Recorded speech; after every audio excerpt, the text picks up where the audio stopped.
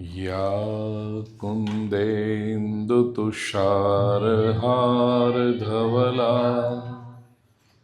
या शुभ्रवस्त्रावृता या वीणावरदण्डमण्डितकरा या श्वेतपद्मासना या ब्रह्माच्युतशङ्करप्रभृतिभिर्देवैः सदा वन्दिता सा मां पातु सरस्वती भगवती निःशेषजाड्यापहा शुक्लां ब्रह्मविचारसारपरमां आद्यां जगद्व्यापिनीं वीणापुस्तकधारिणीमभयदां जाड्यान्धकारापहाम् हस्ते स्फाटिकमालिकां विदधतीं पद्मासने संस्थितां वन्दे तां परमेश्वरीं भगवतीं बुद्धिप्रदां शारदाम् वसुदेवसुतं देवं कंसचाणूरमर्दनं देवकी परमानन्दं कृष्णं वन्दे जगद्गुरुं गुरुर्ब्रह्मा गुरुर्विष्णुः गुरुर्देवो महेश्वरः गुरुः साक्षात् परब्रह्म तस्मै श्री गुरवे नमः। नारायणं नमस्कृत्य नरं चैव नरोत्तमं देवीं सरस्वतीं व्यासं ततो जयमुदीरये।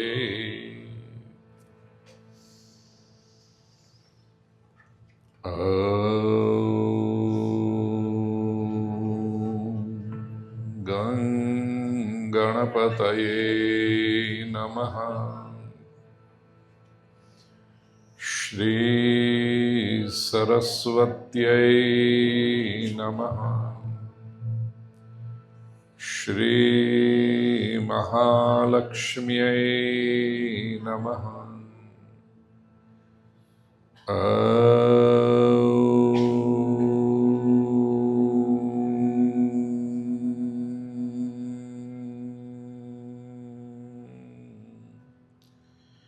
नमो भगवते वासुदेवाय। मूकं करोति वाचालं पंगुं लंघयते गिरिं यत्कृपातमहं वन्दे परमानन्दमाधवम्।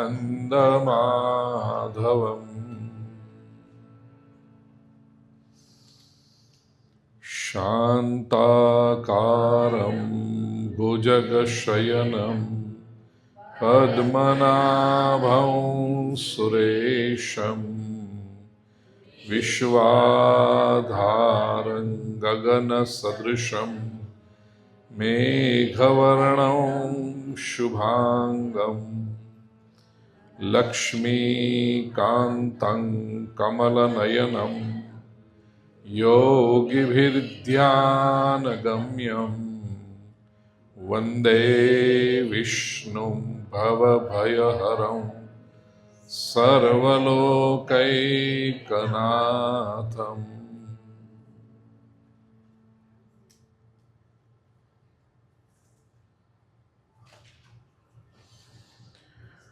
बोलिए श्री कृष्ण कन्हैया लाल की, Shri Lakshmi Narayana Deva Ki Jai.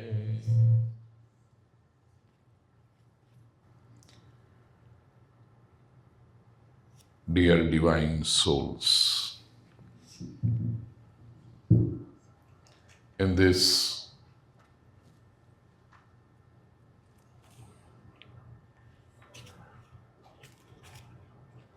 wonderful journey of 7 days, yesterday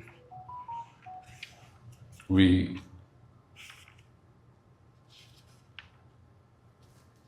celebrated Sri Krishna's divine marriage with Rukmini ji.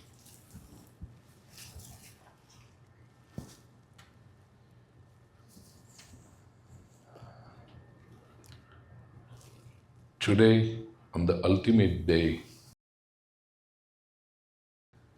in the beginning, we study various marriages of Sri Krishna. I'm using the word we study about various marriages of Sri Krishna. And I'll explain why I'm using this word studying. There was this gentleman called Satyajit. He was a distant relative of Sri Krishna, belonged to the same community. And Satyajit ji was worshipper of sun, Surya Dev.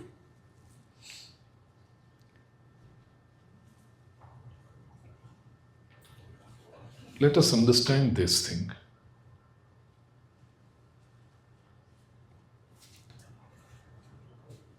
Before we begin this Bhagavat Katha, I gave 3 discourses at South Florida Hindu Mandir. Dr. Chandrasekhar is here. Those 3 discourses were on Sanatan Dharma, the science of Sanatan Dharma. And those videos on our YouTube channel are so popular, especially amongst youth and young parents. I'm getting comments that there is so much to learn. We never knew so that this is what Sanatan Dharma is, and this is what we belong to.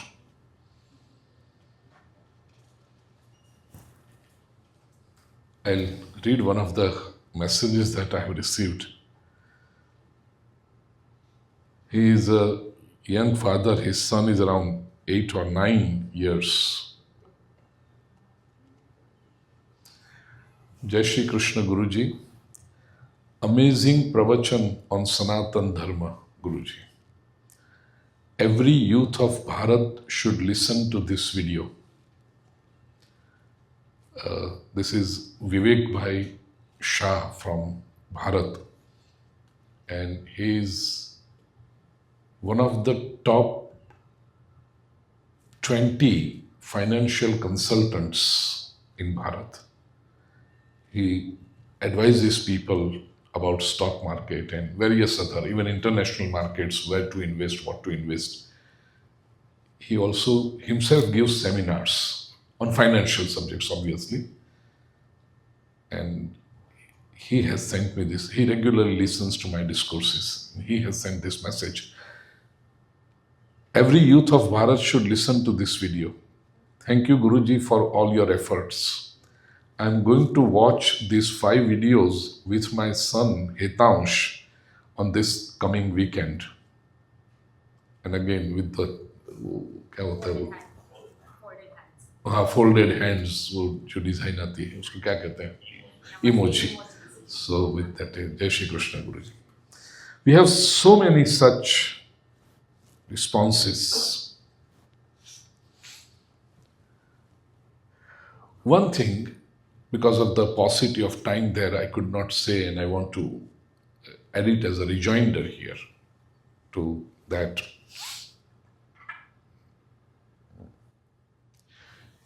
In Sanatan Dharma, Now, if you see, there are so many sects and sampradayas and cults and all. But originally, if you go to see, there are only 5 sampradayas of Sanatana Dharma. Why? Because Sanatana Dharma insists that we all who proudly say that we are Sanatani, we are Hindus, we should have 5 deities, 5 forms of the Supreme Being in our home, in our temple, everywhere at our places of worship. Which are these 5? Mind well, ekam sad tad vipra bahudha vadanti. The truth, the Supreme Being is one. But these are its 5 main expressions. First is Ganesh. Every household, every temple must worship Sri Ganesh. They must have the form of Sri Ganesh in their place of worship, puja sthan. Ganesh. Shiva. In order to have an overall development of life and spiritual journey, every household, every place of worship must have Shiva there. Hari, Vishnu. Whichever form of Vishnu you are fond of or which is intimate to you, your Ishta Swarup.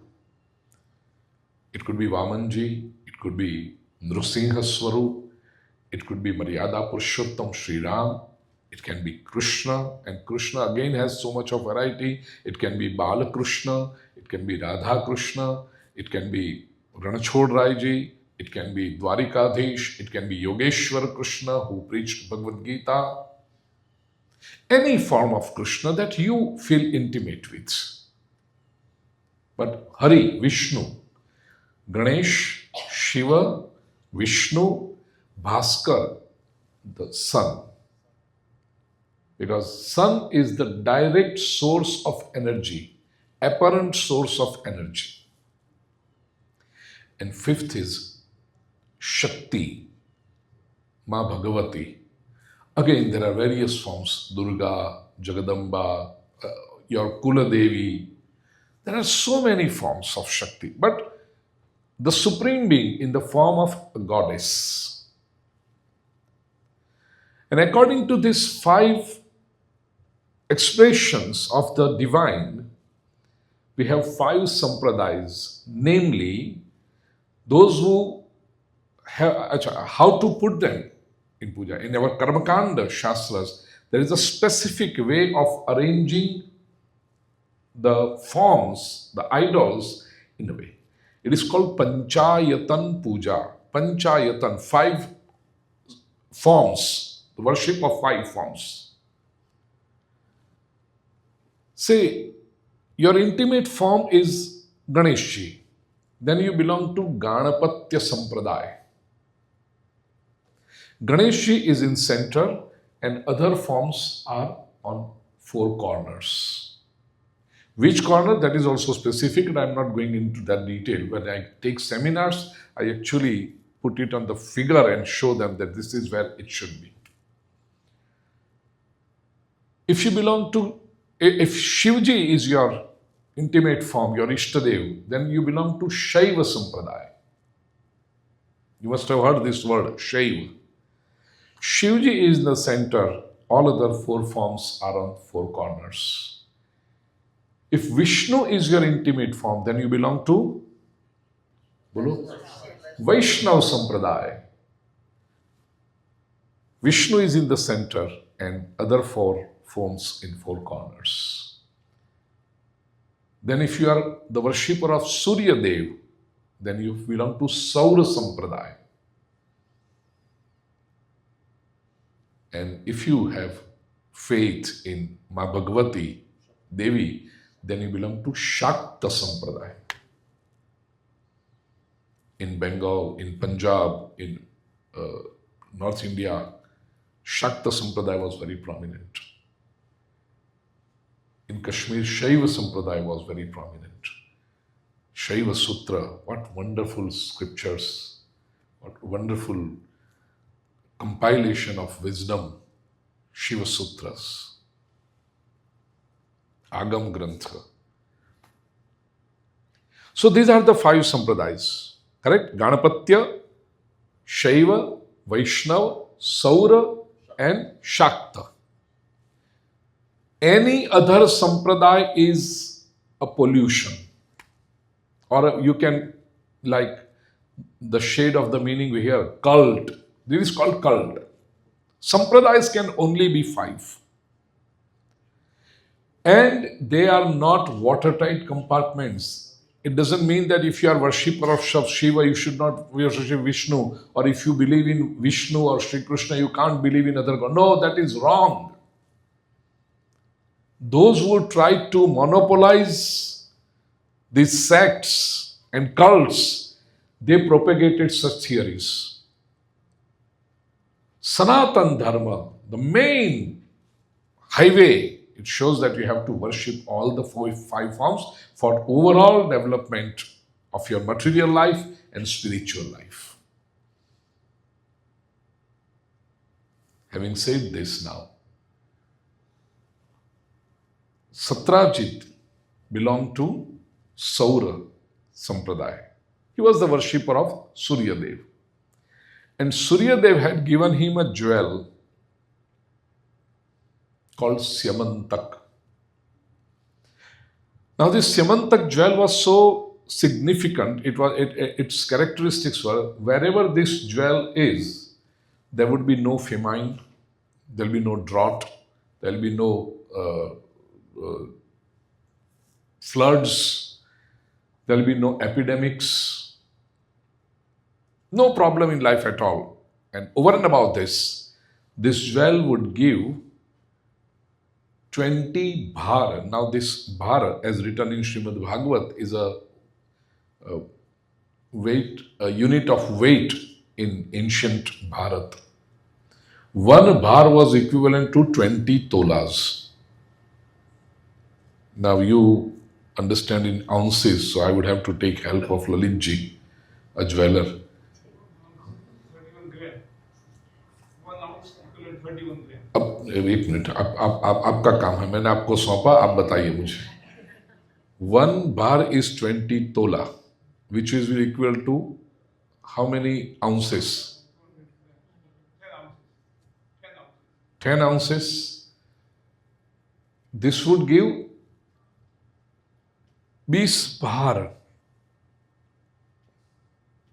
which will be 200 ounces roughly. भूल-चूक लेवी देवी, E-N-O-E वो लिखते हैं ना. 200 ounces of, 80 ounces, 8 bhar. 80 ounces of gold every day this jewel would give.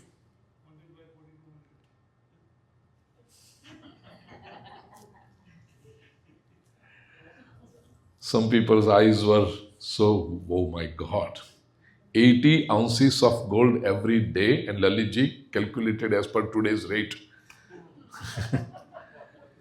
If a person gets so much of wealth every day, just imagine how much his wealth would be. And if this person earns so much of wealth every day, obviously he should have the ability to manage this wealth.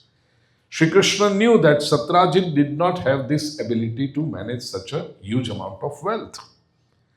Once, while sitting in the court of Dwarka, Sri Krishna mentioned to Satyajit ji that you have so much of wealth because we are having this Syamantak jewel for such a long time. Why don't you do one thing? If you offer this jewel to the state treasury, then the benefits of this jewel will not be limited only to your family, but it will be shared with the entire kingdom. Satyajit ji thought that in the guise of state treasury, Sri Krishna wants to take this jewel away from me. Obviously, he didn't want to part with it. Satyajit in the court could not say no directly to Krishna, but he didn't say yes either. And from his body language, Sri Krishna came to know that he is not interested in parting with his jewel. And Krishna did not want it for himself. So Krishna said, okay, forget about it. Time elapsed. Once Satyajit gave this Samantak jewel to his younger brother, whose name was Prasen. Prasen, wearing this jewel, went into forest for hunting, and after about 4-6 days, he did not return home. Satyajit sent some people to search, and they found Prasen's dead body in the forest, and there was no Samantak jewel on his dead body. So Satyajit, he took his own conclusions and started telling his near and dear ones what to say. There is nothing to say. I can't tell this to everyone, but you are my near one. You are so close to me. So I'm telling you, please don't share with anyone. Krishna was asking this jewel from me. I did not give. Look what Krishna did. He killed my brother and stolen this jewel. Dear brothers and sisters, what we call a society is actually such a jamboree that when you tell one thing to one person, rest assured it is going to spread to everyone. Especially when you put this tag on your talk, don't share it with anyone, don't tell anyone. Rest assured they are going to tell everyone about it.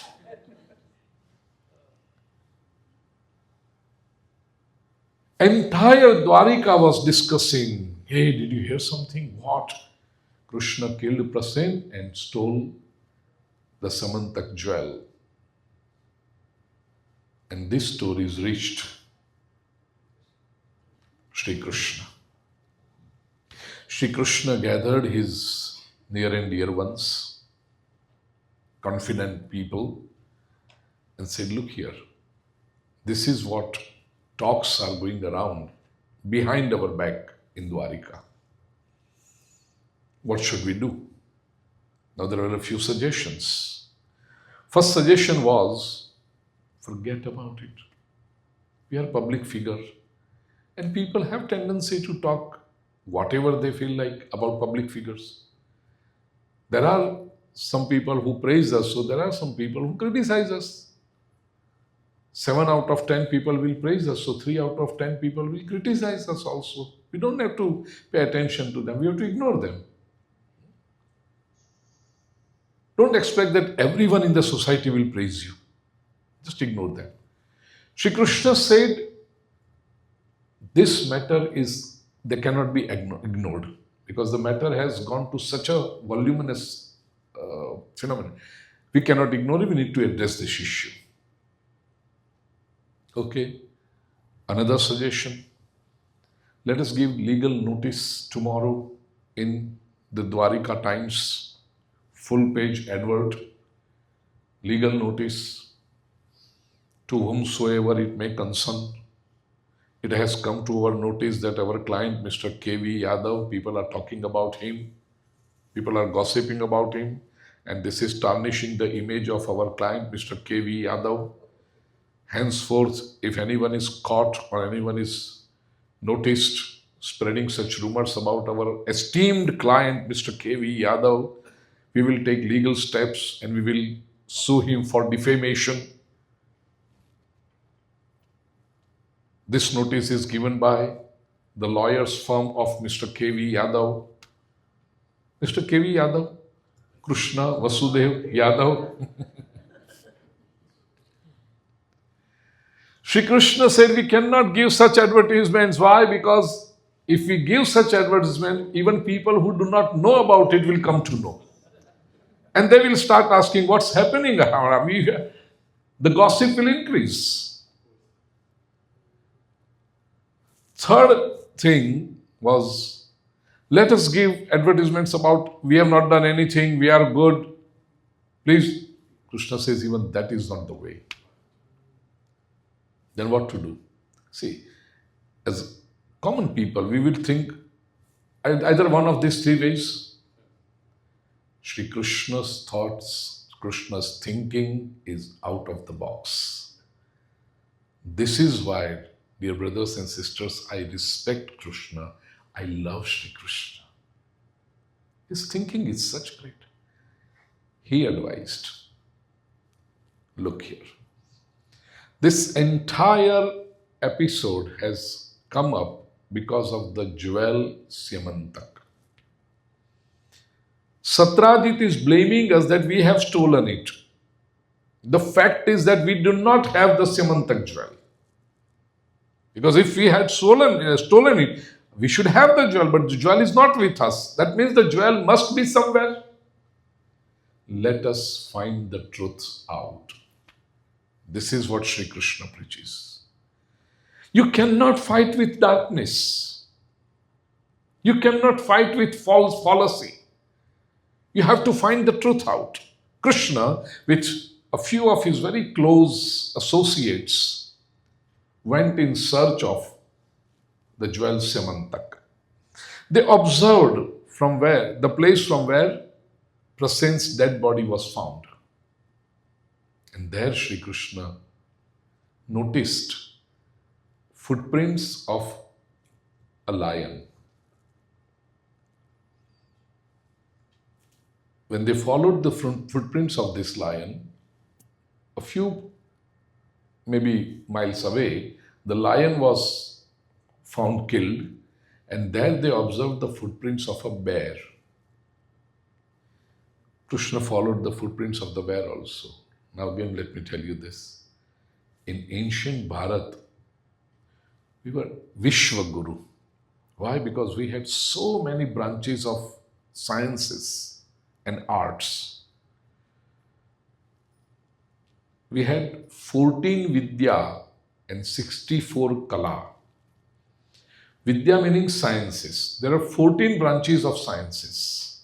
Mathematics, architecture, science, psychology. There were 14 branches. Like we have today Vastu Shastra that belong to the architecture. We had chemistry. Entire Sri Suktam. Varsha Ben was sharing me that Jayashree Ben had some question about Sri Suktam. Entire Sri Suktam, 16 richas, 16 mantras it has. German scientists say that this is a process to extract gold from sand. It's a chemical process written in chemical formulae. You have to decode them. And German scientists have been successful in decoding this part process, and they are also researching on it. It's a chemistry.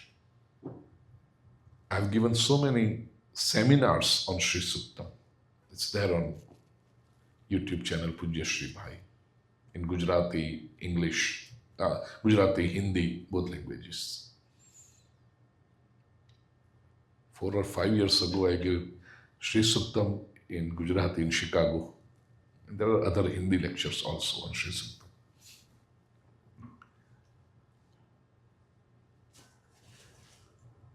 "14 Vidyas and 64 Kala." Kala meaning art, skills.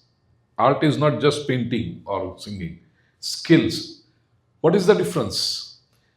Sciences are for the development of the community at large, development of the world, progress and growth. And skills are those with which a person runs his household. The source of income is called skill, which makes your life beautiful, and also it makes you earn money. See, this was a clear distinction. If you are researching in medicine, there are so many doctors here, that is why I'm saying. If you are researching in medicine, then you are doing a Shastra, Vidya. But if you are practicing medicine, then it is your Kala, it is your skill. You make money with it, you run your home, you run your business. So that was a clear-cut distinction. There were 64 kala, 64 skills. One of them was Pagi kala. Pagi kala meaning from the footprints, one would come to know whether it was a human being or an animal. If it was a human being, where did he come from? Where did he go? What was the thought in the person's mind at that time? And for your kind information, some highly expert police department forces are using this Pagi Kala even today. To identify the crime and the criminal. Sri Krishna followed the footprints of this bear which was going in a cave. Before entering the cave, Sri Krishna instructed his associates that you wait here, I will go in the cave alone. And if I don't come out within 7 days, you should return to Dwarka and give them the news that I did not come out of the cave. Sri Krishna went inside, and it was a very deep, dark cave. Krishna did not return for 7 days. These people waited even 2 more days, but Krishna did not return. These people, with a very heavy heart, returned to Dwarka and gave the news that this is what Sri Krishna had told us, that if I don't come by 7 days, you should go. And there was such sorrow. People were crying, what happened to Krishna? Why did Krishna not come out? What happened? It is written in Srimad Bhagavat that in Krishna's memory, Bhandara, food giving, donation of food started, and people were crying and people were expressing their sorrow. Oh Krishna, where are you? Krishna, please. Devaki Vasudev, the parents of Sri Krishna, cannot digest this idea. Nothing can happen to our Krishna. But the fact is, Krishna has not returned. On one side, there are preparations going on for the final rites of Krishna. Dasha, Ekadasha, Dwadasha, Trayodasha, Dasmu, Gyarmu, Barmu, Tirmu. Those preparations are going on. And on the other side, Angira Rishis came there. Just they came, by chance they came upon, and they asked, why it's such an agony? Why people are crying in Dwarka? They came to know that this is the problem. Krishna has not returned. They suggested to worship Devi Bhagavati Durga, to perform Devi Bhagavat discourse and worship Ma Bhagavati, which was done in Dwarika. And because of the worshipping of Devi Bhagavati, Ma Shakti, Ma Durga, Sri Krishna returned to Dwarika. Dear divine souls, in Devi Bhagavat, this entire episode is described in 3 chapters in very detail. I've given the discourses, you can check it on Pujyashree YouTube channel in my Devi Bhagavat Katha. But somebody may argue, well, it is the Granth of Ma Bhagavati, so they highlight Ma Bhagavati, they give importance to Ma Bhagavati. We are worshippers of Sri Krishna, why should we believe in this? Krishna is omnipotent, omniscient, omnipresent. Nice, I agree to this. I totally agree to your argument. Those of you who have been hearing me since last 10 days, you know, whenever I say something, it is always research-based. It is never a sectarian approach. I never blind my eyes. I have a very open vision. Ano bhadraha kratavo yantu vishwata. My preachings are always based on truth, research, and open mind for Sanatan Dharma. I am not here to monopolize you. I am not here to come and bind you in particular sect. Come here only and don't go anywhere else. No, that is not my purpose. when you do research, you have to check for the cross references. Devi Bhagavat says this thing in detail, but the same thing is mentioned in Srimad Bhagavat also. And Srimad Bhagavat, as we all know, is a mainly, though Bhagavat does not claim that I am a Vaishnava scripture, but Srimad Bhagavat, as we know, as we believe, is Vaishnava Grantha, especially to describe the divine plays of Sri Krishna. And in Srimad Bhagavat, now I quote, in the 10th canto, 56th chapter, verses 35th and 36th. Upatasthur mahamayam durgam krishnopalabdhaye teshantu devyupasthanat pratyadishta shisha sacha pradurbabhuva siddhartha sadaro harshayan harihi. These are verses from Srimad Bhagavat. And those of you who know at least little Sanskrit will come to know about the translation of this. Upatasthur mahamayam durgam krishnopalabdhaye. Krishna upalabdhaye mahamayam durgam upatasthu. To gain Krishna back, to receive Krishna back, Mahamaya, Durga was worshipped. Teshantu devyupasthanat. As a result of that worshipping of the Devi, of goddess, Pratyadishta Shisha Sacha, and with her blessing, her with capital H, with the Devi's blessings, Pradurbabhuva Siddhartha. Siddhartha, the Supreme, Sri Krishna himself, Pradurbabhuva, appeared again. How did he appear? Sadaro Harshayan Harihi. He did not appear alone, he appeared with a wife. Sadaro Harshayan, making everyone happy. Harihi, Vishnu, he appeared.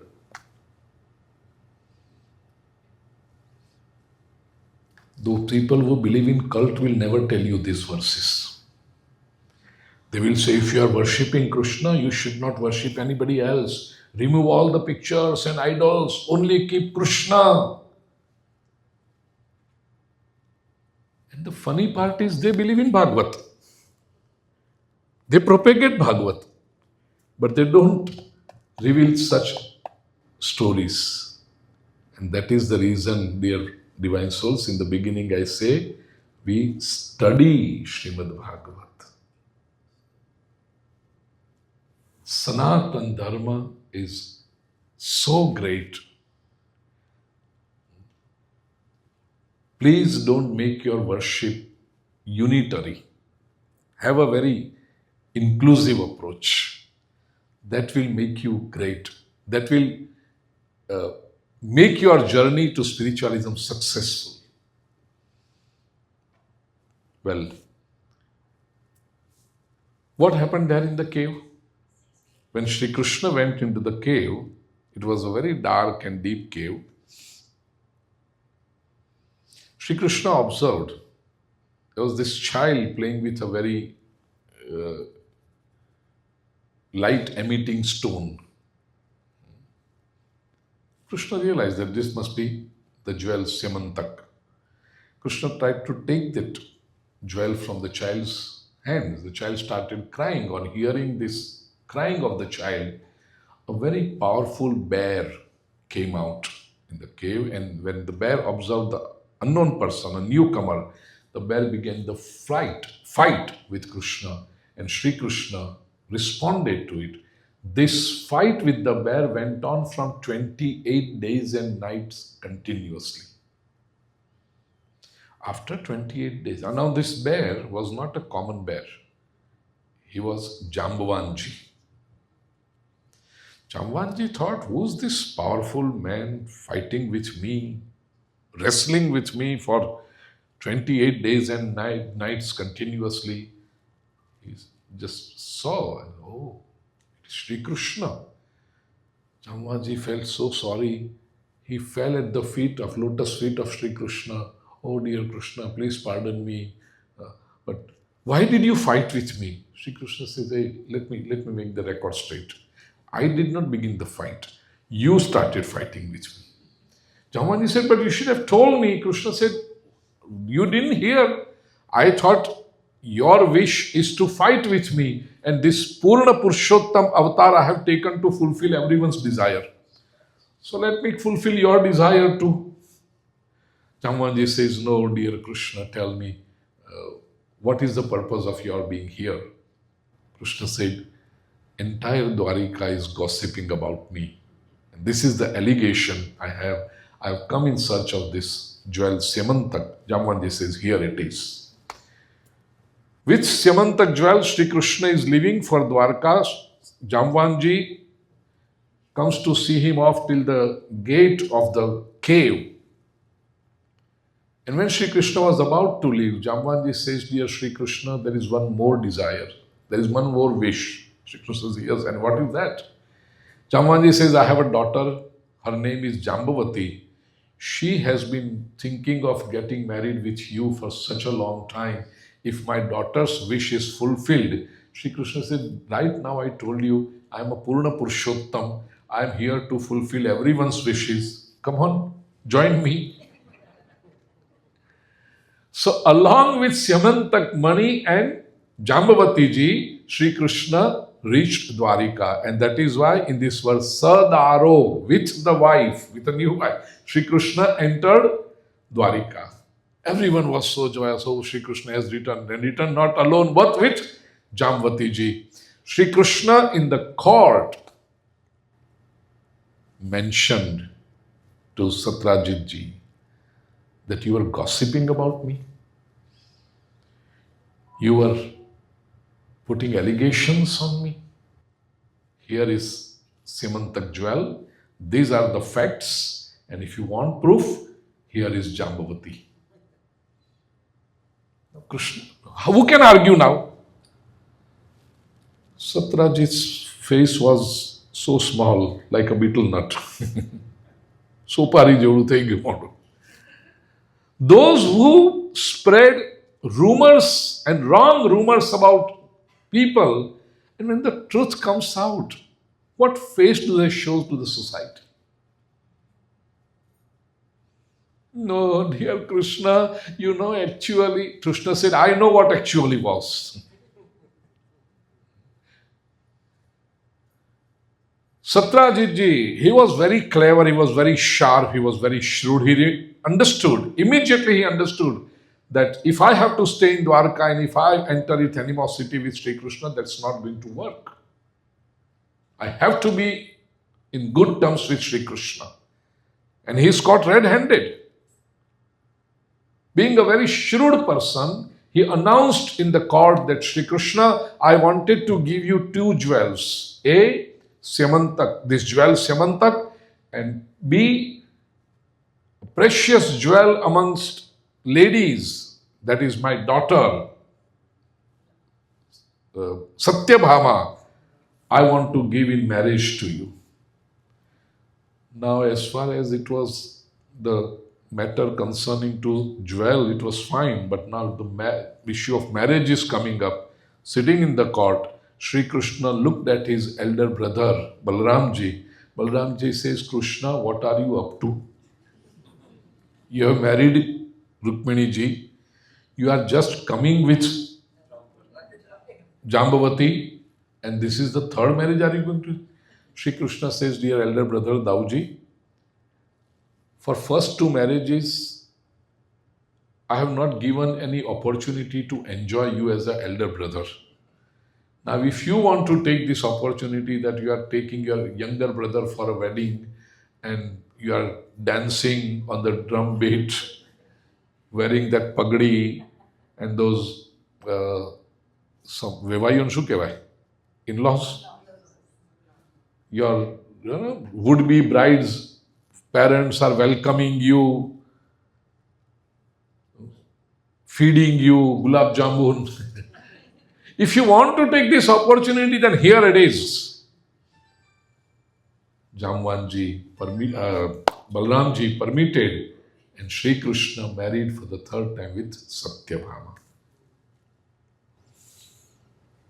Again, I use the word, we are studying various marriages of Sri Krishna. Now I justify why did I say the word studying? Because stories are interesting.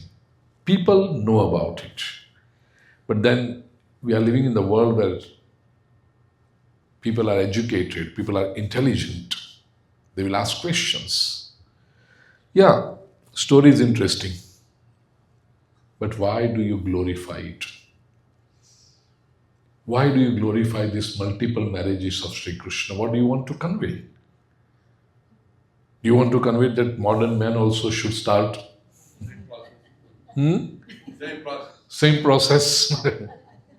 No, not at all. N capital, O capital. No. And that is why I use the word study. What do we have to learn from this? There is a very powerful social message, there is a very powerful spiritual message in this multiple marriages of Sri Krishna. These first three marriages indicate that, look, and whichever level you want to interpret this as a family level, at a society level, at a corporate level, if you're working for some NGO, whichever level you want to you interpret. Remember one thing, no matter how good you are, no matter how good activity you do for your family, for your society, for your organization, there will be a time when people will criticize you wrongly. There will be some people who will criticize you no matter how good you have done for them. And this society has not left even Sri Ram and Sri Krishna. What are we in front of them? In everybody's life, sooner or later, the time comes when people criticize them. Okay, not on your face, behind your back. But again, the structure of society is such that what people talk behind your back comes to you. Because there are some agents, they work free of cost. And this agent's only job is to gossip. How to identify these agents? Usually these agents come to you in the evening about 4, 5, 6 o'clock. They have your tea, they have snacks with you, and then they will begin. Yesterday we were sitting there and they were talking such things about you. I felt so bad. I couldn't even hear it. They have heard everything. Not only they have heard everything, but they are here to tell you about it. And not exactly what happened there. They will add salt, pepper, nimbu nichod ke with lemon, yes. With all spices dressed up. And dressing ही कहते हैं ना उसको, क्या कहते हैं मेरा सुनिया, dressing उसको पूरा garnishing, yes, thank you, you should be with me.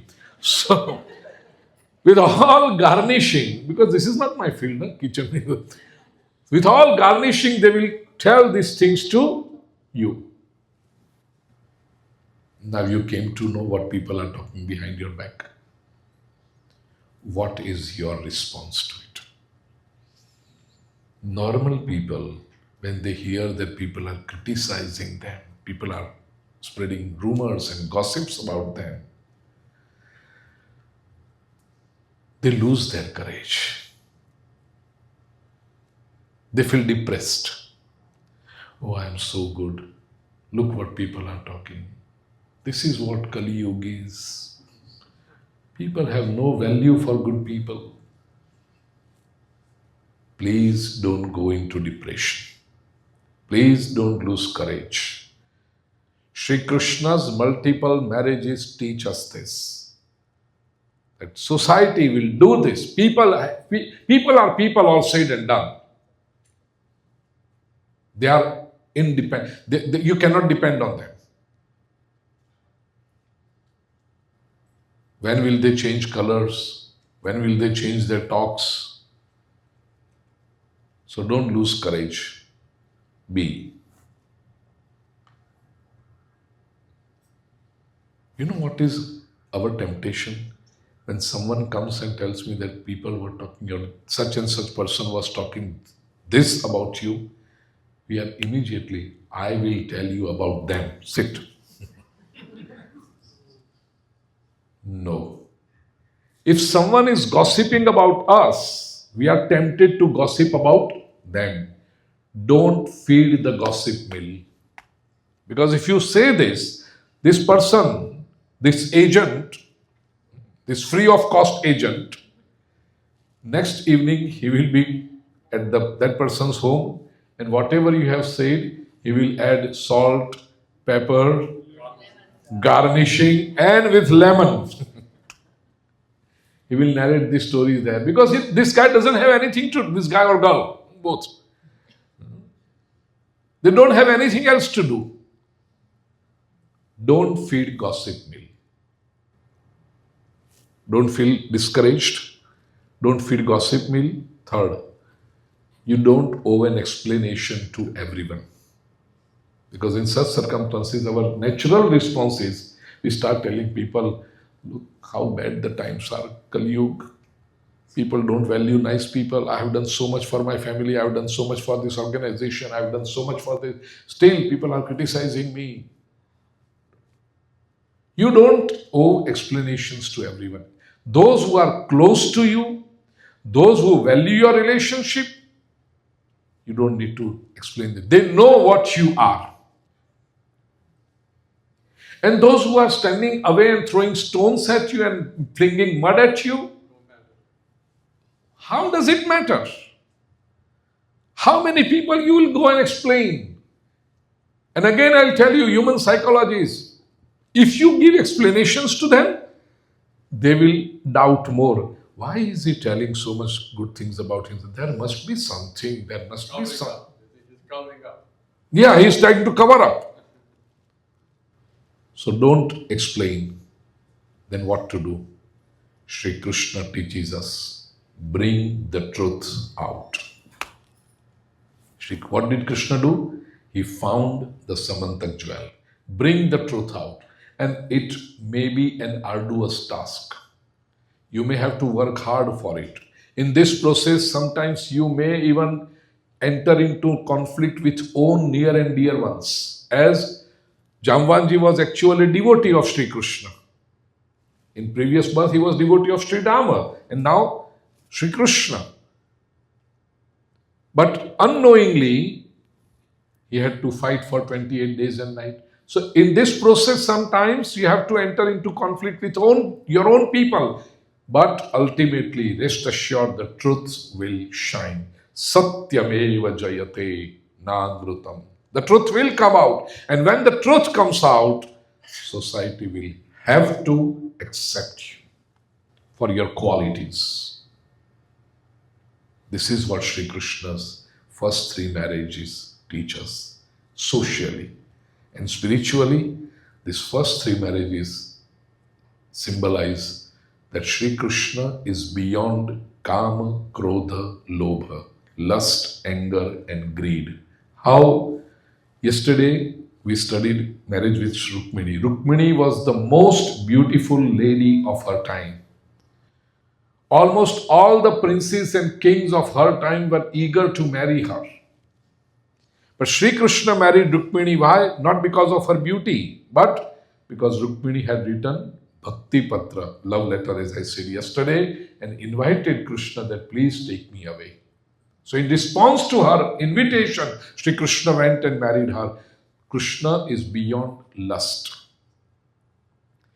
In today's discourse we heard, seeing an unknown person in the cave, Jamvanji was angry. But Sri Krishna was not angry. So marriage with Jambavati ji symbolizes Sri Krishna is beyond anger. And Satrajit was greedy for this Yamantak jewel. Sri Krishna was not. Marriage with Satyabhama symbolizes that Sri Krishna is beyond greed. Kam, Krodha, Lobha, lust, anger, and greed. Sri Krishna is beyond all these three. And hence, Krishna, with authenticity, say in the 16th chapter of Srimad Bhagavad Gita, Trividhan narakasyedam dvaran nashanam kama krodhas tatha lobha tasmade tatrayam tyajit. Shri Krishna in Bhagavad Gita says that there are three gates to hell. Which are they? Kama, Krodha, Lobha, lust, anger, greed. If you want to save yourself from hell, save yourself from these three things. And Shri Krishna has proven it in his own life. Other 5 marriages, Kalindi is Jnana Rupa. She is the symbol of wisdom. Mitravinda, Taporupa, symbol of penance, Mitravinda. Kalindi, Mitravinda. Satyabhama, Bhakti Swarupa. Satyabhama. Satya. Her actual name was Nagnajiti. She was the daughter of King Nagnajit. But she was known as Satya. She is the symbol of devotion, Bhakti Swarupa. Then Lakshmana, Kalindi Jnanarupa, Mitravinda, Taporupa, Nagnajiti, Satya Bhakti Swarupa, Bhadra Sankhya Rupa, and Lakshmana Yoga Rupa. Bhadra is Sankhya, knowledge, and Lakshmana, Yoga, symbol of yoga. So these are the 8 main queens of Sri Krishna. Did you remember the names? Tell me. First is? नहीं वो symbol छोड़ो, नाम बोलो ना भाई. Just the names. Rukmini, then Jambavati, Satyabhama, सीधे सत्य, Kalindi, Satya, Lakshmana, Mitravinda,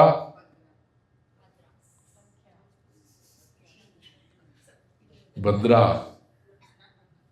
So these are the 8 main queens. Spiritually speaking, these 8 main queens symbolize 8 types of Prakruti. In the 7th chapter of Bhagavad Gita, Sri Krishna says, Bhumirapo nalo vayu khammano buddhire vacha ahankara iti yamme binna prakruti rashtadha. 4th verse of the 7th chapter in Bhagavad Gita. There are 8 types of Prakruti, nature. In Western philosophy, they say nature and spirit. In Sanskrit, we say Prakriti and Purush. Purush is Sri Krishna, the energy, Chaitanya. And Prakriti is 8 types. These 8 types of Prakriti is symbol of 8 queens. And Krishna is Chaitanya. And this entire universe, Brahmanda, is the divine Leela of Prakriti and Purush. Sri Krishna came to know that there was this king, Bhaumasura. He was very ruthless, greedy. He would attack a town, loot, plunder the money, put the homes on fire, and over and above it, Bhaumasura would pick up beautiful girls, ladies from the town and bring them to his palace. Bhaumasura had collected 16,000 beautiful women in her palace. Shri Krishna, when he came to know about this, Krishna said, this is not right. Because Sanatan Vedic Sanskriti believes in Yatra Naryastu Pujyante Ramante Tatra Devata. Women are to be respected. Here, Bhaumasur was using women as toys, as toy of pleasure. Shri Krishna tried to explain Bhaumasur, but he did not agree. Obviously, he was Asur, he was Daitya, he was demon. Shri Krishna waged war against him, defeated him, and killed him. And Shri Krishna freed these 16,000 women. Dear friends, today we say that we are educated, we are broad-minded, we are cultured, we are civilized. Even today, if such thing happened to a lady, her life is ruined. People label her, hey, this happened to her in her life. This is how she is. Then think of the society 5,300 years ago, how rigid the society would have been. The 16,000 ladies, when they went their home, those who were married, their husbands and in-laws rejected her. We will not take you in. Why? Because Bhaumasur had abducted you. Those who were not married and those who were rejected by their in-laws went to their parents' home. Even parents did not take them in. Why? Because you are abducted by Bhaumasur. We cannot let you in. We have one more daughter to get married. We have a son to get married. We will not have good bride for our son because those people will think, oh, ek nanand hai, there is a sister-in-law, Bhaumasur wali. We will not, Bhaumasur wali, label lag jata hai. Bhaumasur wali, then we will not get a good bride for our son because this sister-in-law is going to be there in the family for lifelong. Which girl will like to marry this boy? Rejected, dejected, the 16,000 women were wondering. And just imagine, dear friends, what would happen to the character quotient of the society when 16,000 beautiful women are suddenly out of home, without a shelter. And then there are vultures in the society. They feel a lady who does not belong to anyone automatically belongs to everyone. And they have such bad eyesight on them. They will pass comment. And these women could not answer. They just held their head down and go away. Their life was miserable. The 16,000 women went to Dwarka, met Shri Krishna and said, dear Krishna, it was valorous act of yours that you killed Bhaumasur. And because of that, other women's life is saved. But our life has become even more miserable. Our in-laws, our parents are not taking us in the home. People are commenting, people are looking with such dirty, क्या कहेंगे उसको, vision. हाँ? Giving dirty looks. Yeah, given dirty looks. वो मेरी line नहीं है ना, तो मुझे नहीं आता है ना वो सब. जो मेरी लाइन नहीं है वो मुझे नहीं आता है.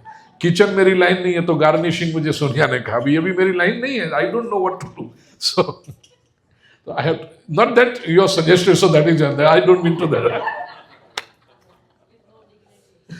I know, but so, anyway, giving dirty looks, मैं याद रखूंगा, ये दूसरे को काम लगेगा. Krishna thought about this. This is a problem. See, sometimes we want to do something good. And while doing some good, we encounter such offshoots, such side effects. Krishna thought what to do now. Krishna gave it a good thought and decided and told these 16,000 women, henceforth, if somebody points a finger at you, tell them, we are queens of Sri Krishna. Sri Krishna married these 16,000 women and gave them a place of honor in Dwarika. These are what 16,000 women of 16,000 wives of Sri Krishna.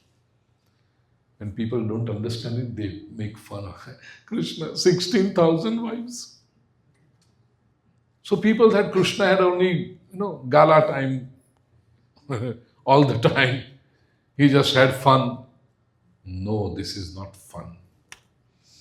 This is the greatest experiment in the field of women's rehabilitation and empowerment world over. Rulers, kings, powerful people having multiple wives is not unknown to history. You take European history, you take Middle Eastern history.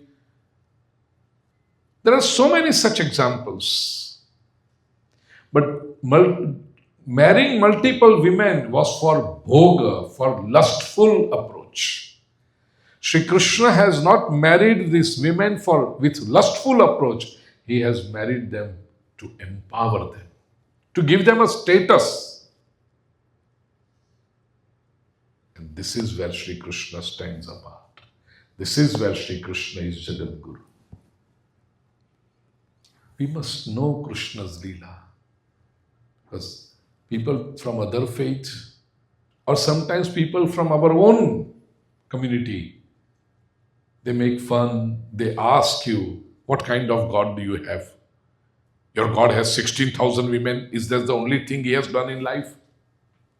Tell them that yes, with pride we declare that our Sri Krishna has 16,000 women, but not for lust. It is for empowering them. And this is an unparalleled example in the history of humanity.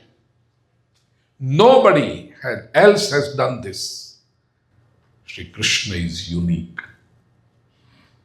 And that is why we worship Sri Krishna. That is why we adore Sri Krishna. That is why we admire Sri Krishna. That is why we respect Sri Krishna.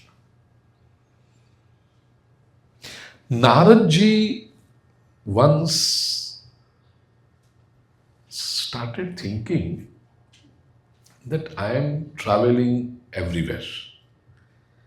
And to each householder, when I ask, how are you? People always answer, okay. And why? Okay. No, everything else are good, but there's little problem, and what is that little? If you ask people what was the golden, and from since when your troubles began, then we always get one answer, after marriage. No matter if he's a man or a woman, but the answer is all the troubles began after marriage. If you ask people which was the golden period in your life, and they will say when we were young and single, wow, that was the best period. No stress, no tensions. Let me clarify here, those of you who are unmarried, still you must marry. Because otherwise unmarried people think, what will these married people would be doing? What are they doing? What fun are they having? Get married and come to know what fun they are having. So, Naradji tried to find the answer to this. If a person gets married once, the troubles begin in his life or her life. But then Krishna is never in trouble. Krishna is never depressed. Krishna is always joyful. This equation is not, because if marriage brings in problems, then Krishna should be the most problematic person. He should be in the maximum problems. It's simple equation. One person's problems multiplied by 16,008. So much problems of Sri Krishna. So Krishna should be never happy. But whenever we observe him, he is prasanna bhanu shobhanam nikama kama dayakam rasala venu gayakam. Sri Krishna is ever happy. Have you ever seen Krishna in tension, depressed, with eyebrows like this? And if we ask Krishna, dear Sri Krishna, what happened? Why are you so dejected? Sri Krishna says, forget about this. This 12,568th wife is troubling me lot. Not at all. How did this happen? Naradji gave it a thought for such a long period, but he did not come to an answer. He could not understand what was going on. He said, I will not understand because how can I am a brahmachari. I am unmarried, I am single. So how do I know what goes on in the life of these married people? Let me go and ask Sri Krishna himself. Naradji came to Dwarika. Narayan, Narayan, Narayan. Sri Krishna welcomed him. Please come, Naradji. Tell me, what can I do for you? Naradji says, Sri Krishna, I want to understand your married life. Sri Krishna said, why, Naradji? Did you change your mind? Do you want to enter into... No, Sri Krishna, I am fine the way I am. But then, if I come to know the secret of your happiness, I would share it with the world so that people's life also becomes enjoyable, pleasurable. Sri Krishna says, my life is like an open book. Here is the city of Dwarka. Here are the palaces. Here are the queens. You can go and observe whatever you want. And Naradji goes to observe the 16,008 queens in their palaces. Now, observing 16,008 queens in their palaces, Naradji is going to take some time. We'll tell Naradji, we are giving you 10 minutes. We will do some Sankirtan for these 10 minutes. In those 10 minutes, you come back and we want to begin Katha. Okay. So let's do this Sankirtan for 10 minutes. Shri Krishna Kanhaiya Lal Ki, Shri Lakshmi Narayana Deva Ki.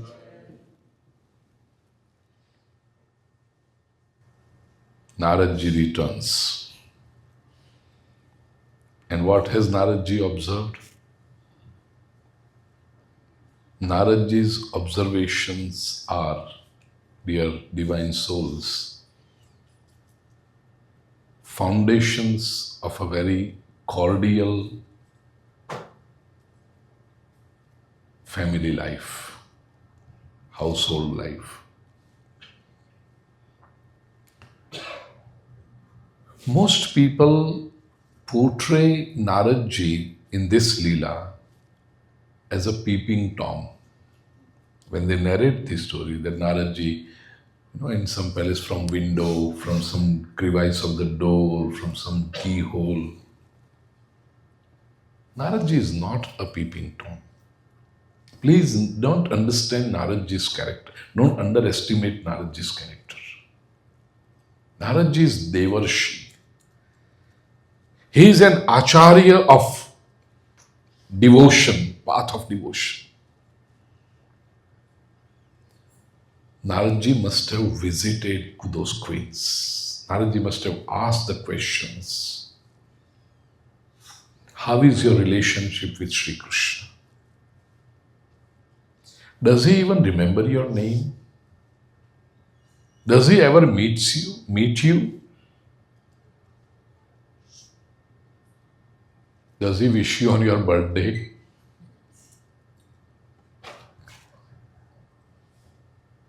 And from all the queens, Naradji must have heard a positive response. Not a single queen of Sri Krishna complained about him. And Naradji concluded that Sri Krishna has a very satisfied, very inspirational family life. Now, what are the sutras? What are the essential principles that Naradji drew? Here they are in a bullet point. For any relationship to be meaningful, to be strong, physical association is not essential. Jyotibin, may I request you to come in front? Okay, you are comfortable there. No, I can come. Please come in front. You are such an attentive listener. So, for any relationship, for any meaningful relationship,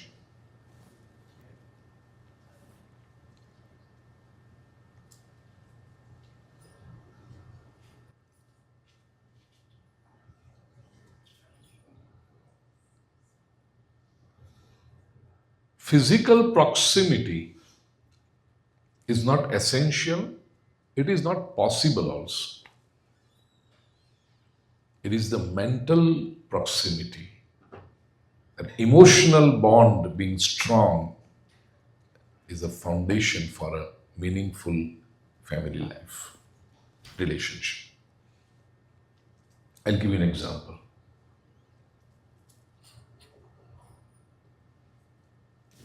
Three brothers staying in the same parental home,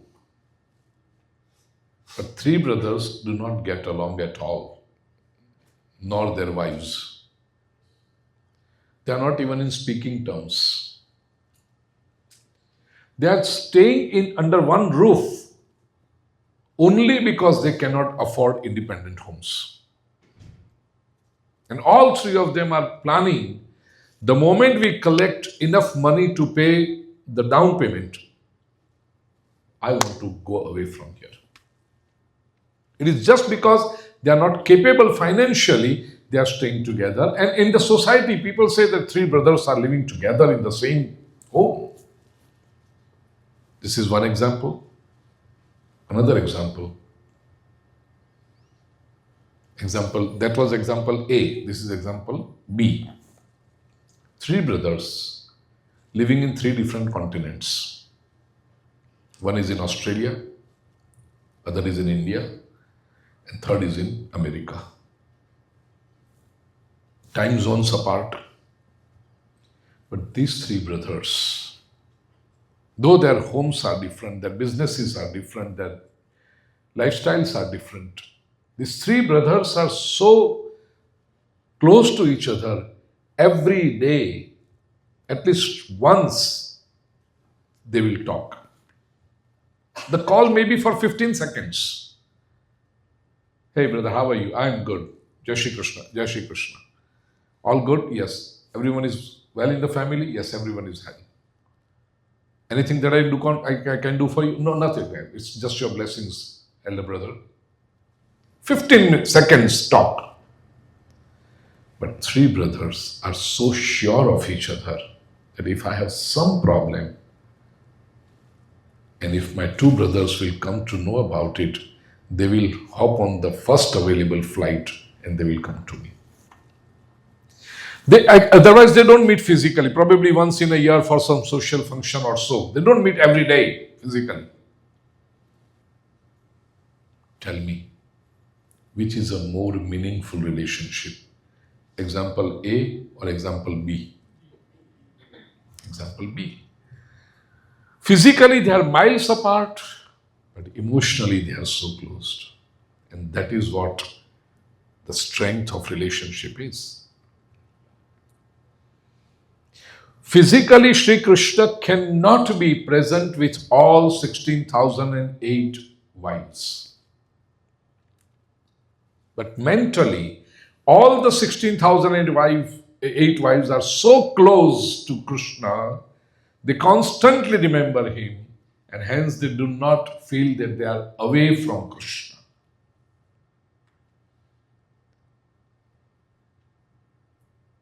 Whenever they need some guidance, some protection, anything, they will find that Krishna is right there.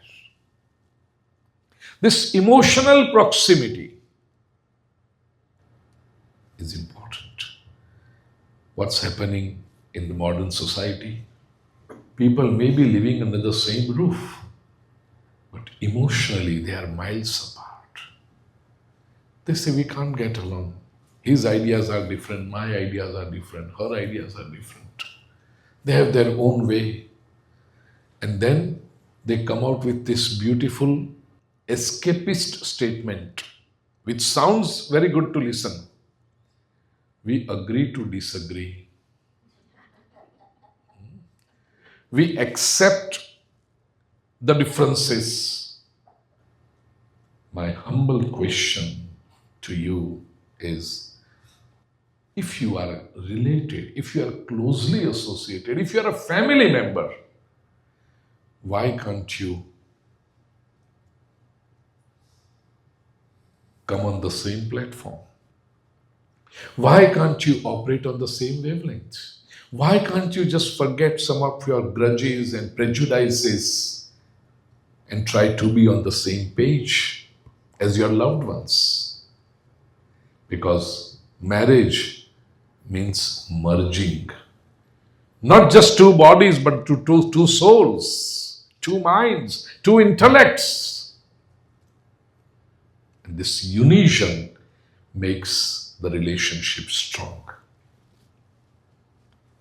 If you are lucky to have at least one person in your life who understands you totally, who respects you, who loves you, you are so rich, you are so powerful. And no matter how many people are there around you, but if there is no emotional bond, then it is just public, it is just crowd. It takes you nowhere. It just adds to your stress. Sri Krishna very effectively could create such a strong family, emotional closeness. Spiritually speaking, these 16,000 wives are 16,000 hymns of Veda. Veda has 100,000 hymns in total, though unfortunately all the hymns are not available now.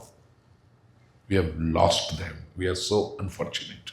We are so careless. But originally there were 100,000 hymns, mantra.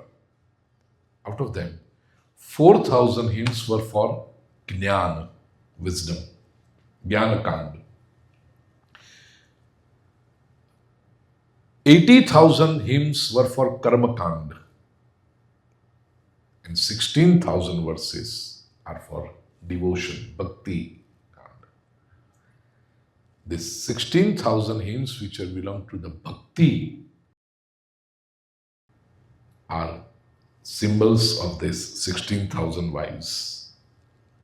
If you just take one mantra and adhere to it, do upasana of one mantra and siddha, make it siddha mantra. That one mantra has a potency to take you and unify you with Sri Krishna, with the Supreme. That is the power of mantra. Each queen is closely associated with Krishna. Each hymn is capable to connect you with the divine, with the Supreme. These are 16,000 mantras. Hari Ananta, Hari Katha Ananta. God is, that Sri Krishna is endless, and so are his divine plays.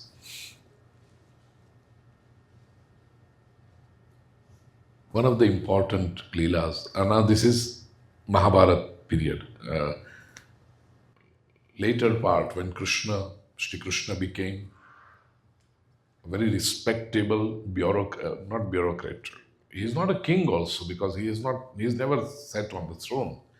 Raja Krishna we never say, but a very important political personality in entire Aryavart, very influential personality in entire Aryavart. Everyone would respect. There are only two things you can do with Krishna. Either you can love him or feel envy of him. You can never ignore Sri Krishna. That's how powerful he is. So there were a few people who were envious of Krishna. Most people respected Sri Krishna. Pandavas respected Krishna a lot. Duryodhana was always envious of Sri Krishna.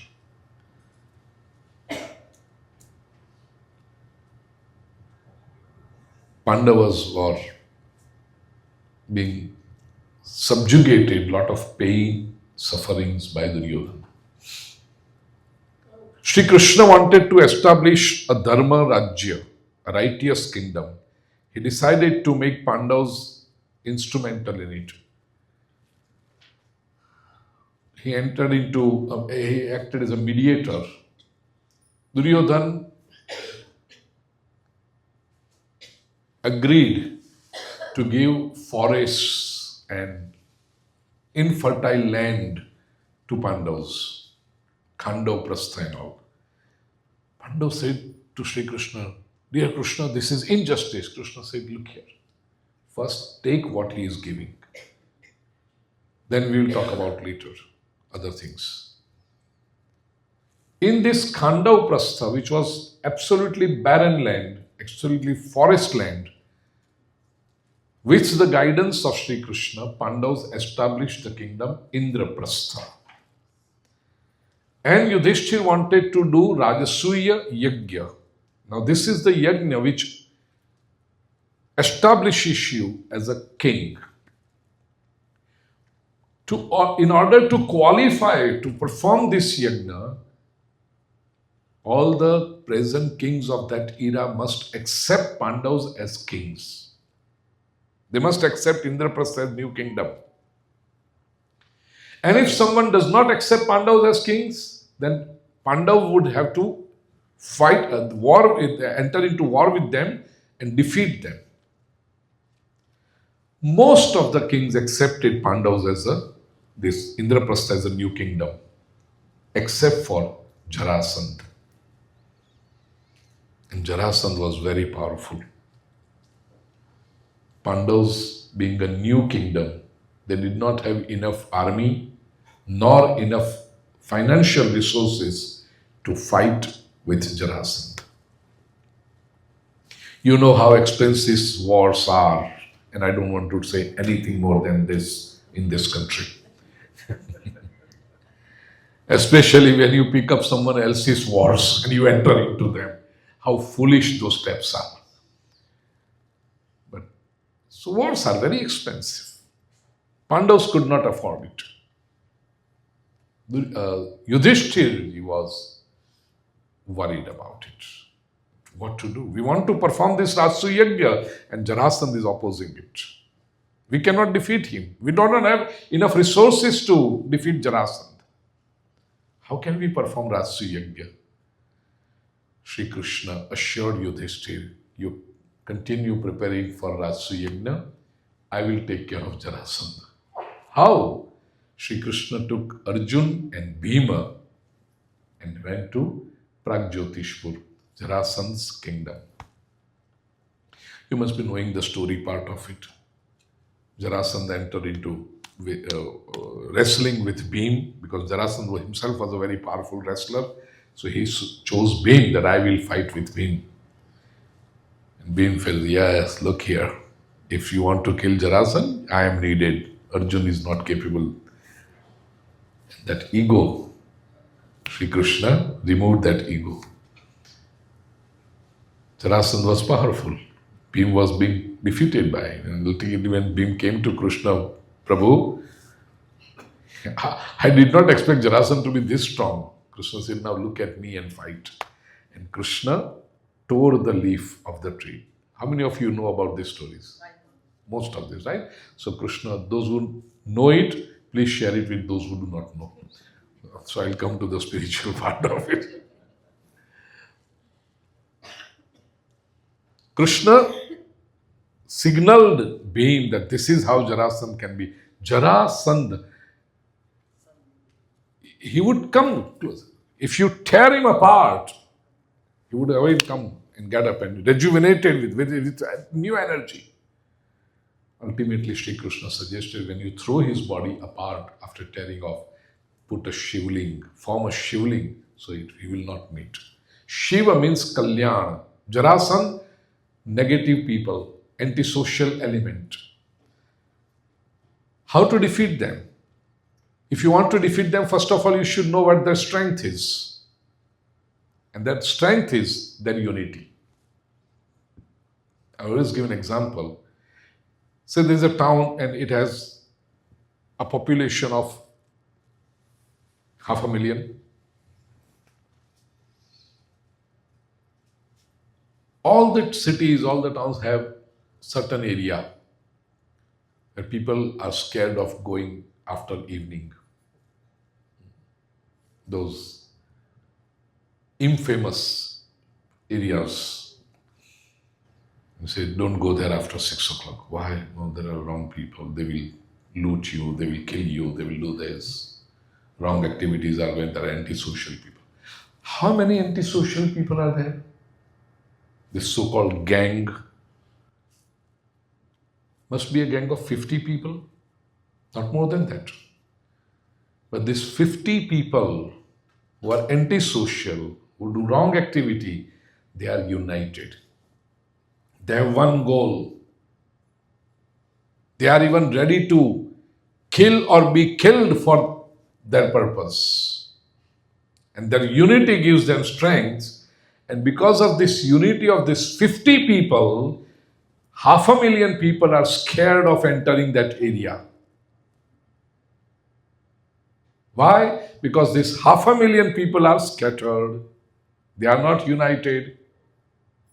If something happens, if say 2 people from that gang come to plunder, come to loot one house, the neighbor will say, no, I will not go. They are with gun, they will come. These people are not united. And that's where the strength of Sanghe Shakti Kalau Yuge. In Kali Yuga, the power lies in when you are united. So these 50 people are united. 500,000 people are scared of them. I will give you an example. I don't even want 500,000 people, just 500 people, 5,000 people, say. If they are united and they decide that we want to clean up this area, we want to fight with these 50 people, we want to make sure that either they improve themselves or they leave the city, or they are brought to books. If 5,000 people enter, what is the strength of these 50 people? Tell me. These 5,000 people united, if they go, they can clean that area in half an hour. But these 50 united people, antisocial element, they rule that area for decades. Why? Because 500,000 people are not united. And how to do that? When you attack them, their first response is they get scattered. They run away. And if you feel that, oh, they run away, now it's all clear. No, it's not. If they get scattered now, they will reunite immediately. This is Jarasandh. If you throw them away, they will reunite. So what to do? Yes, scatter them, break their unity. But when you break their unity, put Shivling in between. Shiva Kalyan, Shankaroti iti Shankara. Acha? Shalu, you too, Brutus? I don't expect this from you, Bana. Must be something important, I understand. Or a mistake, probably. Anyway, when you scatter this antisocial people, it is important that you put Shivling, you establish Shiva Kalyan. if you start good activity there, then it will be difficult for these people to reunite and the society will be at peace. Jarasandh was so strong in his time that he was the leader of unruly kings. He was leader of adharmic kings. What was their purpose and what did they do?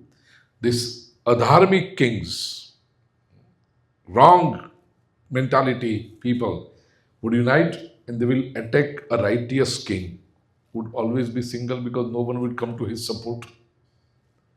It was so easy for these guys to defeat the single king, dharmic king. They will loot the money and put this righteous king in the prison. Jarasandh had imprisoned 86 such kings, dharmic kings. And Jarasandh's plan was, when I imprison such 100 kings, I will perform a big yajna. Shri Krishna freed those 86 kings. And these kings who were freed from the prison of Jarasandh praised Shri Krishna. They did stuti of Shri Krishna. There's a wonderful stuti, and one important verse in the stuti is known as Klesh Nashak mantra. We have that mantra in this book, and this mantra is very important Anushtan also. This mantra is, in Gujarati it is page 119 and in English it is page 120. Mantra 41. Shri Krishna's stuti performed by the kings liberated from the prison of Jarasandha. Let me tell you the importance of this Anushtan. It is called Klesh Nashak mantra. If you are constantly worried, there are random thoughts going on in your mind, you can't sleep for the entire night. You just keep tossing. And when you can't sleep during the night, during the day you are restless, you are agitated, you get angry on your near and dear ones. Then again, being sentimental, you feel sorry about it, that why did I behave in such a way to my near and dear one? Why did I do that? Why couldn't I control myself? If you are in this vicious circle, again because of worries, sleeplessness, there are psychosomatic disorders like headache, migraine, acidity, ulcers. These are all psychosomatic disorders. Insomnia in extreme case. If you're caught up with all this and you want to be free from this, here is the mantra from Srimad Bhagavat for you. How to do this Anushtan? When you are done with the entire day's work and before going to sleep, have a bath if it is convenient for you. Because sometimes in winter, see one thing always, when you perform any Anushtan, Deshe, Kalecha, Patrecha, that is extremely important. If I am doing Bhagavat in Antarctica or in North Pole, where 10 months out of a year are freezing cold, you cannot say that you have to bath twice, morning and evening. It's not possible. So if it is convenient, or just wash your hands and legs, wear clean clothes. Clothes what you wear at the time of sleeping, but clean ones, not those which are hanging behind your bathroom door for weeks. Not that dirt. Clean clothes before going to sleep, what you wear. Light a lamp, diya, in front of Shri Krishna. Light a agarbatti, incense stick, and chant this mantra 108 times with clear pronunciation and understanding of the meaning. Dear Divine Souls, I have been sharing this Anushthan from Vyaspit since 4 decades. And there are thousands of people who have responded, given their feedback. Those who could not sleep at all and those who could hardly sleep for 4 hours after taking 2 sleeping pills. After doing this Anushthan, they are sleeping 7 hours non-stop without a tranquilizer. And also, their problems have also vanished. This is the Krupa of Sri Krishna, grace of Sri Krishna. I will say a stanza and you will repeat it. Right? Page 120, verse 41st. Krishnaya Vasudevaya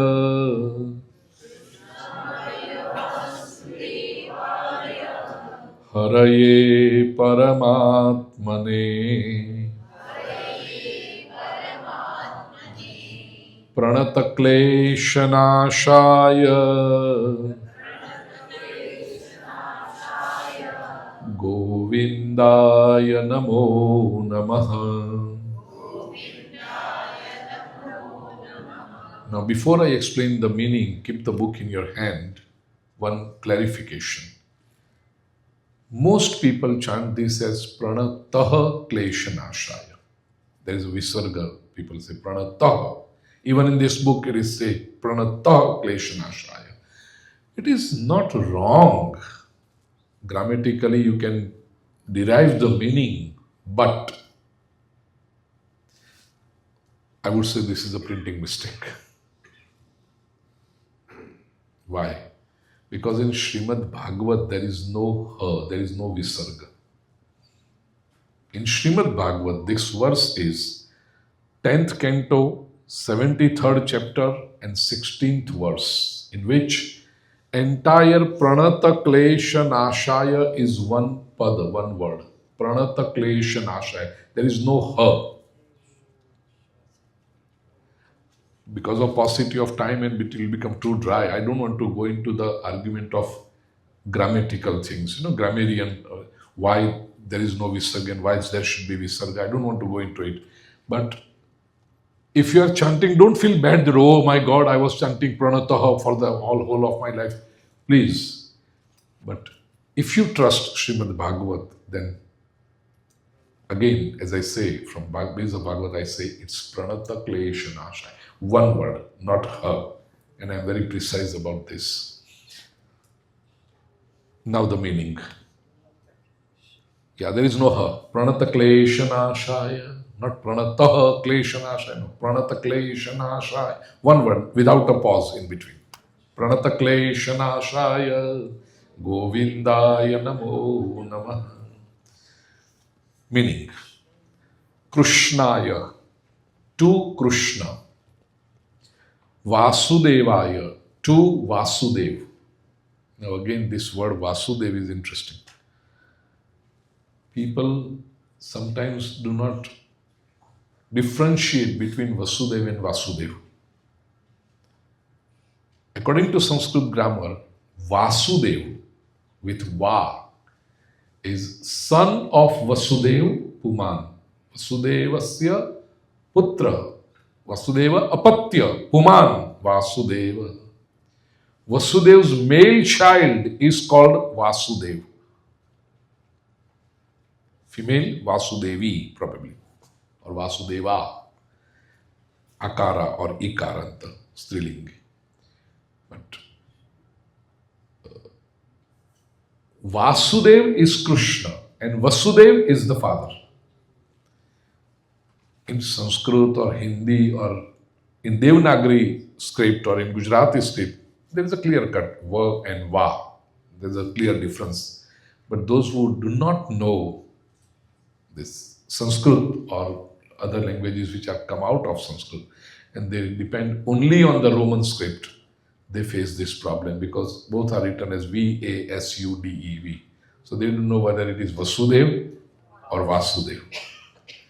That is why we have specified that A with that mark up there. It's Vasudev, it's Krishna again, son of Krishna. And what is Vasudev? Son of Vasudev. Who is Vasudev? Spiritually speaking, in Srimad Bhagavat also there's a definition. Sattvam Vishuddham Vasudeva Shabditam. Vasudev is Vishuddha Sattva, pure heart, pure antakaran. The pure inner self is called Vasudev. And that which is born in the pure heart is Vasudeva. Divine thought, that is Krishna, symbolically, spiritually.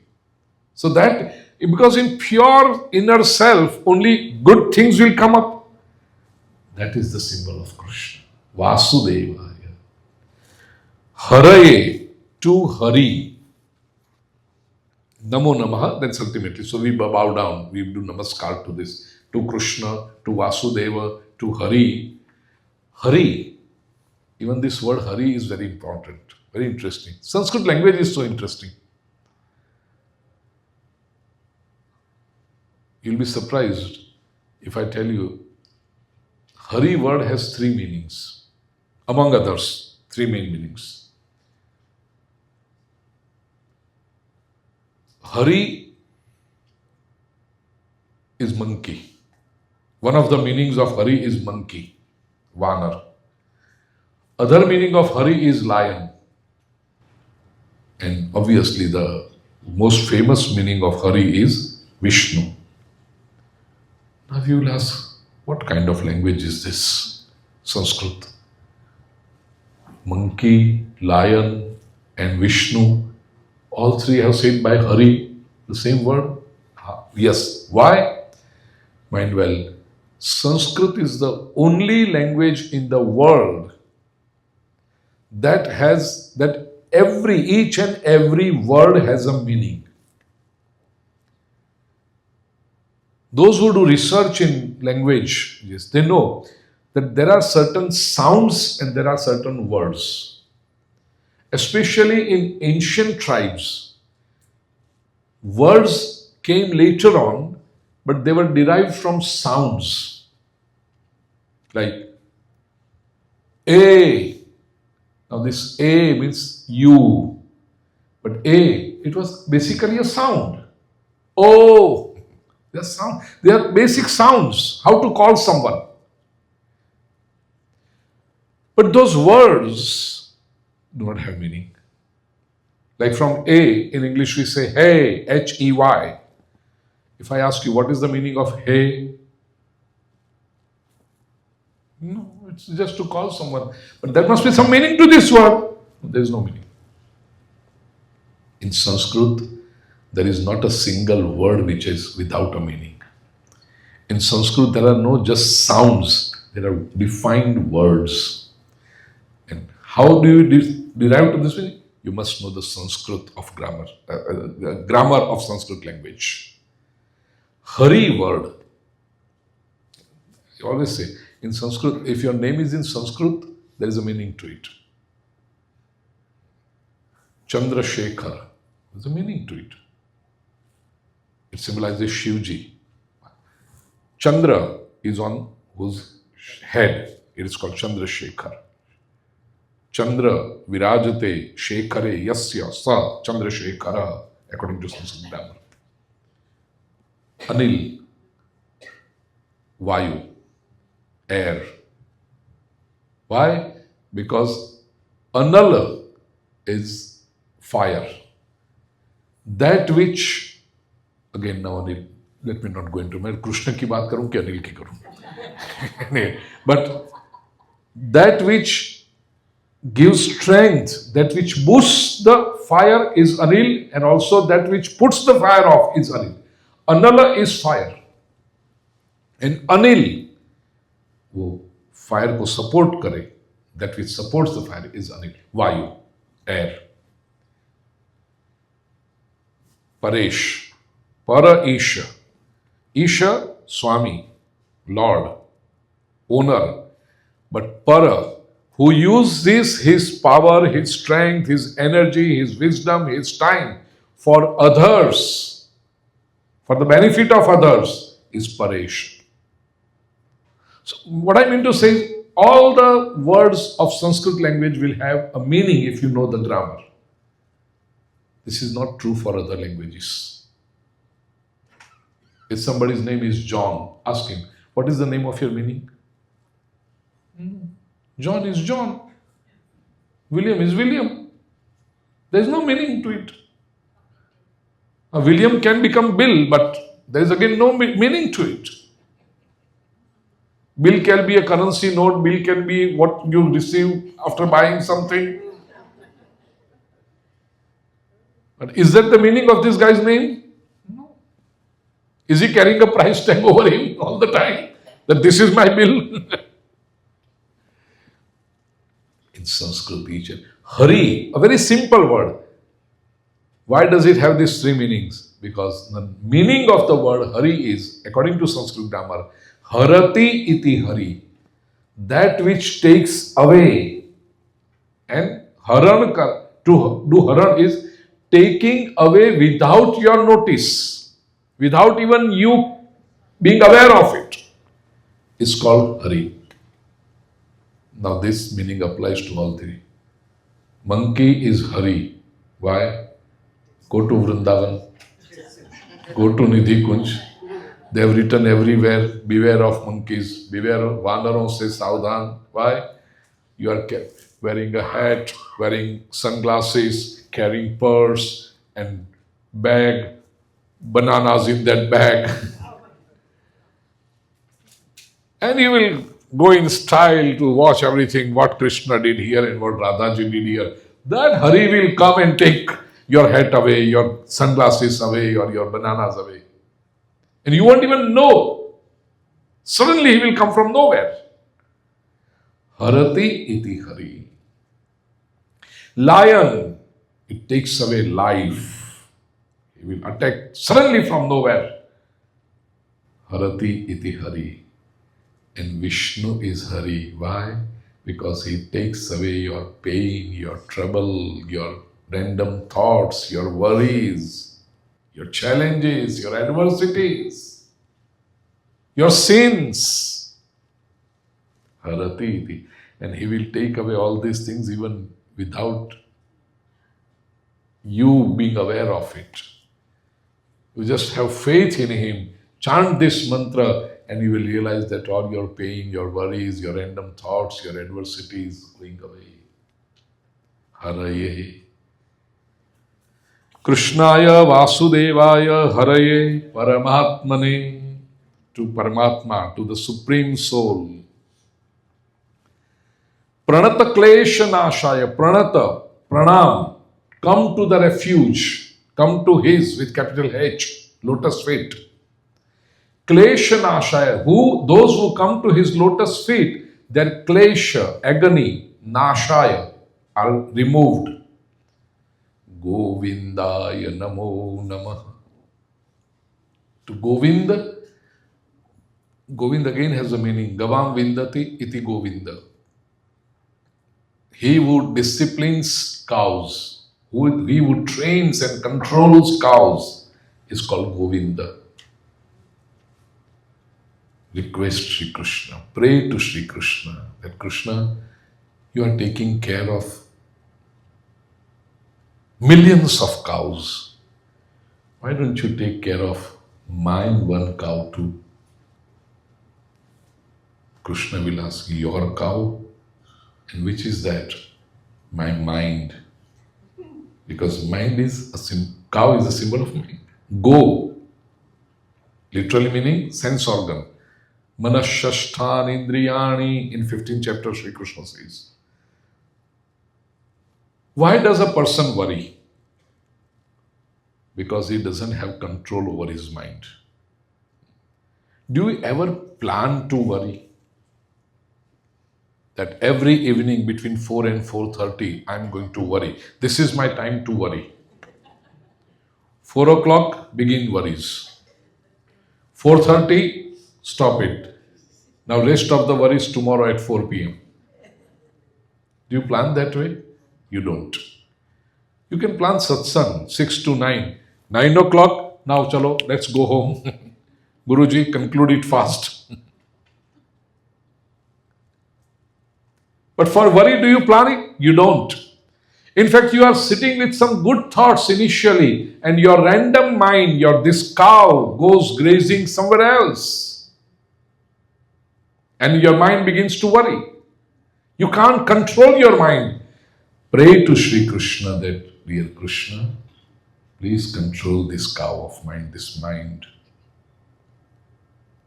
मुझे ढूंढो रुचि, ये कोई ऐसा भजन है ना? That's right. Do you know this?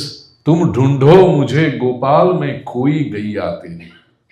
तुम गाओ છો જયશ્રીબેન કે ગાય છે? આપો માઈક. तुम ढूंढो मुझे गोपाल में खोई गैया तेरी. तुम ढूंढो मुझे गोपाल में खोई गैया तेरी. जय हो.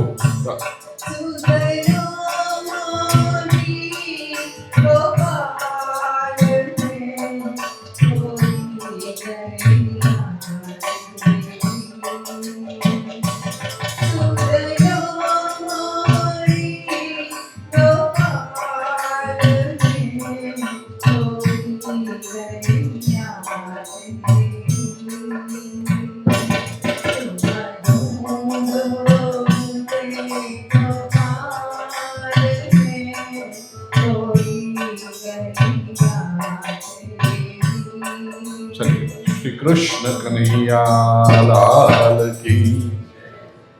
Beautiful bhajan. तुम ढूंढो मुझे गोपाल मैं खोई गैया तेरी. This is a very important principle of Bhakti Marg. We say we are searching the Supreme. How can we search the Supreme? We as Jivatma have so many limitations in Bhakti Marga. Initially, yes, a devotee may say that I am a seeker and I am in search of the Supreme and I am in search of the Supreme Truth. But after traveling a few steps on this path, the seeker realizes that I am not capable. A child wishes to sit on the waist of her mother or father. But child is young. The child can barely even stand. How can he reach to the waist of the father? The child just requests, Father, please take me. Please pick me up. And when father, full of love, picks up the child and carries him in the waist. Similarly, Jivatma wishes to be one with the Supreme. But then he realizes that I am not capable unless and until there is anugraha of my Ishtadev. I on my strength cannot do that. Accepting one's limitation. I have been telling this frequently during this 7-day discourse. Ego, I know everything, I will do. No, remove it. Accept your limitations. I cannot be master of everything. I have to hear to someone. I have to follow someone. Dear God, I want to be one with you. So I will not find Sri Krishna. Tum dhundho mujhe Gopal. Please find me. I am lost. Yes, there is a strong wish in my heart that I want to be one with you, Krishna. I can't find you. Tum dhundho mujhe Gopal. If a child is lost in fair, mele mein, Child he can't even see what's around because everyone is so tall around him. It is the father who finds out, son, come here, look here I am. How can child find out father? It is the father who finds out the child. तुम ढूंढो मुझे गोपाल मैं खोई गैया तेरी. There is time, we have a restriction of time. કેવું છે તમારે? એટલી બધી ઈચ્છા થઈ ગઈ છે? In Savitri, there is a line in adoration of Divine Mother. Yeah. She is the magnet of our difficult ascent. She is the magnet of our difficult ascent. That's right. She is the magnet. Maharshi Arvind, one of the great realized souls in Bharatvarsha in the 20th century. He has written this wonderful poem, Savitri, which, it is a wonderful book of spiritual wisdom. But even if you see it as a piece of literature, it is the longest poetry in English literature. And the spiritual undercurrents are supreme. Sri Aurobindo says that the mother, the supreme energy, is the magnet of all our difficulties. Ascent, difficult ascent. So when we want to go towards the supreme, we have a difficult. It is the magnet which pulls us. This divine energy that pulls us. And all the seekers who have had great experiences have felt this. And that is why the realized souls say, it is not me, it is the grace of the divine. The realization is the result of anugraha. It is not the result of efforts.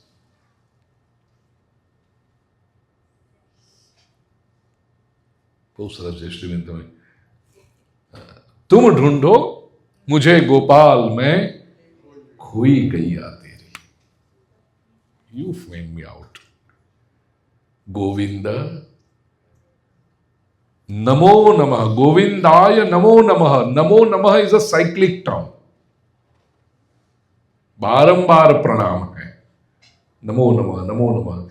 As you know, you have that digital machine in your home which keeps chanting the same mantra. Om Namo Bhagavate Vasudevaya. Om Namo Shivaya. Om Namah Shivaya. Om Namah Shivaya.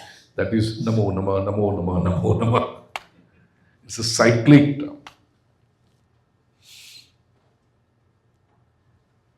Very beautiful mantra, Kleshnashak mantra, and a very effective anushthan also. Kleshnashak mantra.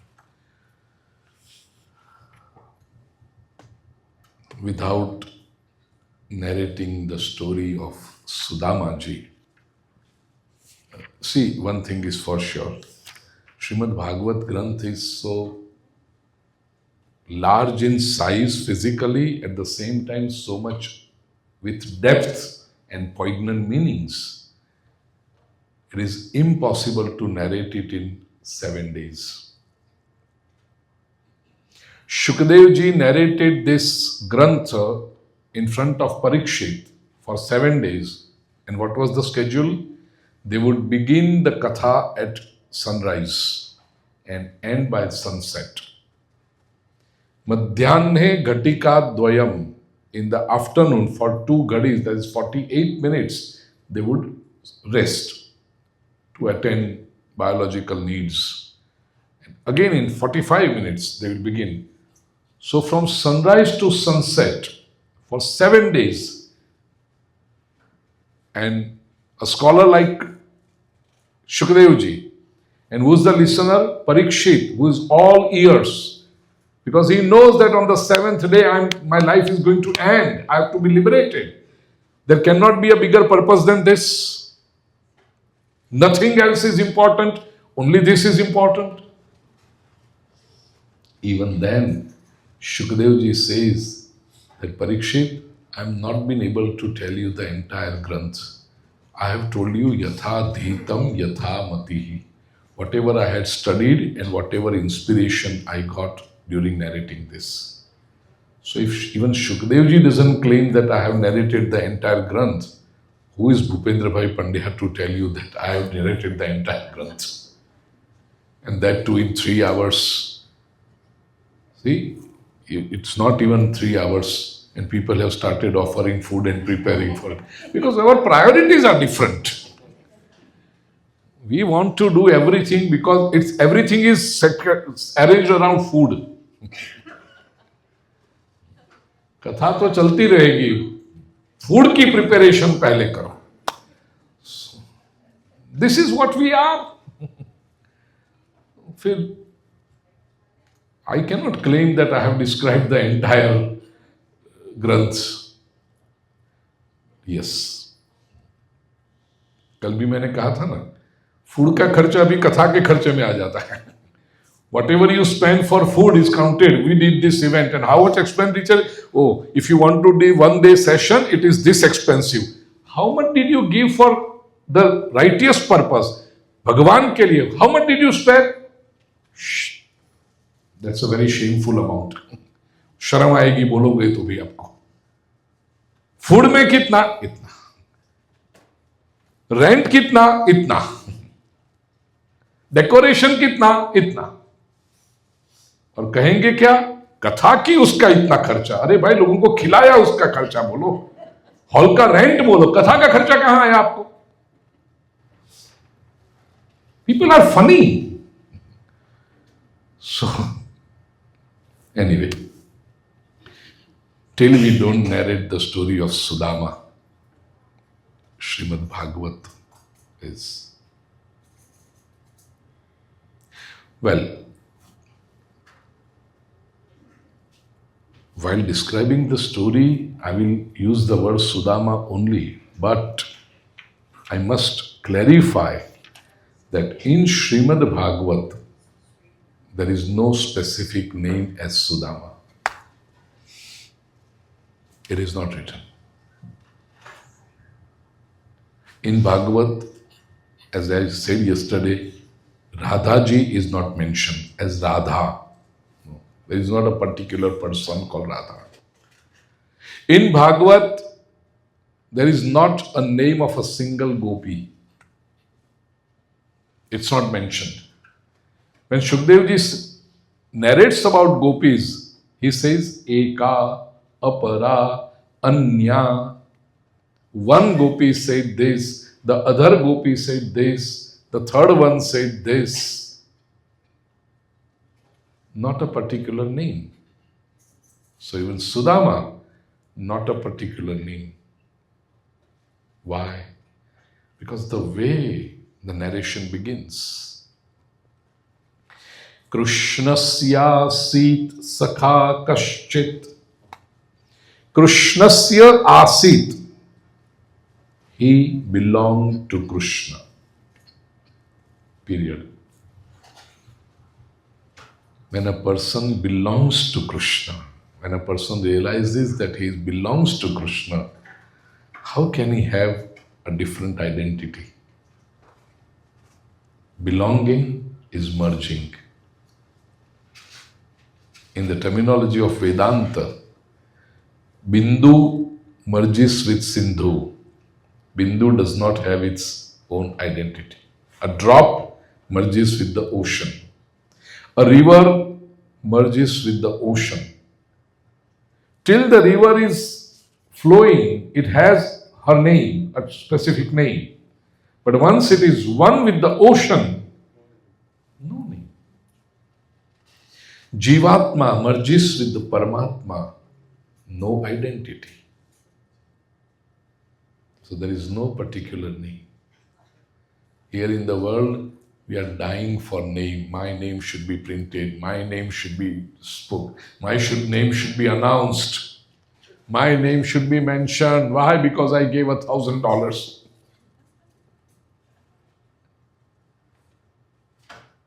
No name. Krishnasya asit. He was Krishna's. But Shukdev ji knows that once you say he was Krishna's, to be precise, perfect translation, Krishna's, what was he? neighbor, cousin, nephew, uncle. What was he? So it is mentioned, Sakha Kaschit. He was a friend. Now in English, the word friend is very fickle, but the Sakha is very poignant. Who is Sakha? As I said, in Sanskrit, each word has a meaning if you know the grammar. The word Sakha can be broken in three ways, giving three distinct meanings. Sahakhyayate iti Sakha. Those who are known together are Sakha. Sahakhadate iti Sakha. Those who eat together are Sakha. And Samani khani yeshante Sakha. Those whose interests, those whose inclinations, those whose activities are identical are called Sakha. See how poignant the meanings are. Those who are known together are Sakhas. If you are walking in your neighborhood and someone comes and you say, hey, where are you coming from? You say, I had gone to meet Sonia. Sonia? Who Sonia? Ruchi's friend?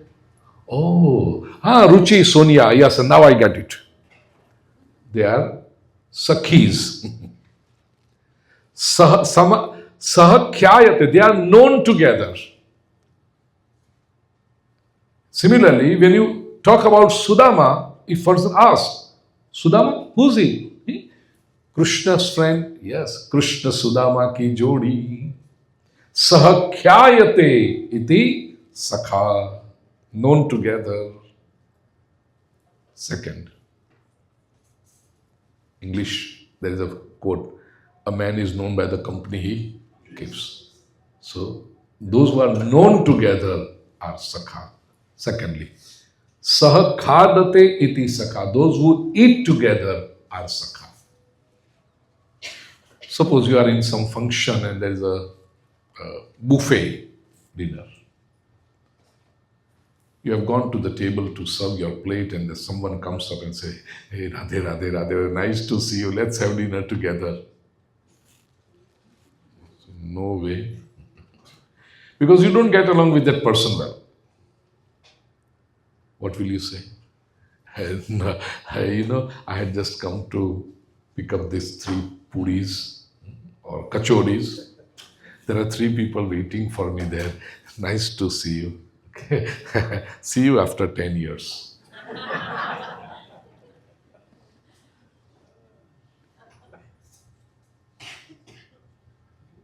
You will not eat with that person. Why? Because you don't like that person. But if someone who's close to you, then you will call, hey, what are you up to? Do you even remember that we have not met in last 2 months? This is not acceptable. Sonia, this is not acceptable. So, this is not acceptable. What are you doing this weekend? Come over to my place. Let's have dinner together. क्या कहते हैं वो summer में करते हैं ना बाहर वो बारबेक्यू या let's have this barbecue party बोलते हैं बारबेक्यू के साथ only barbecue let's have barbecue at my home in my backyard और deck and if you are not coming to my home I am coming to your home tell bhabhi ji to prepare नहीं उधर भी barbecue सब जगह भी छोड़ो ना कुछ दूसरा करो ना उधर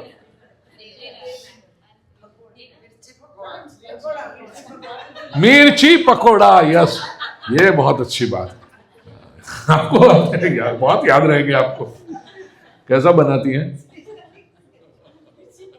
अच्छा बनाती है मैंने कहाँ चखा है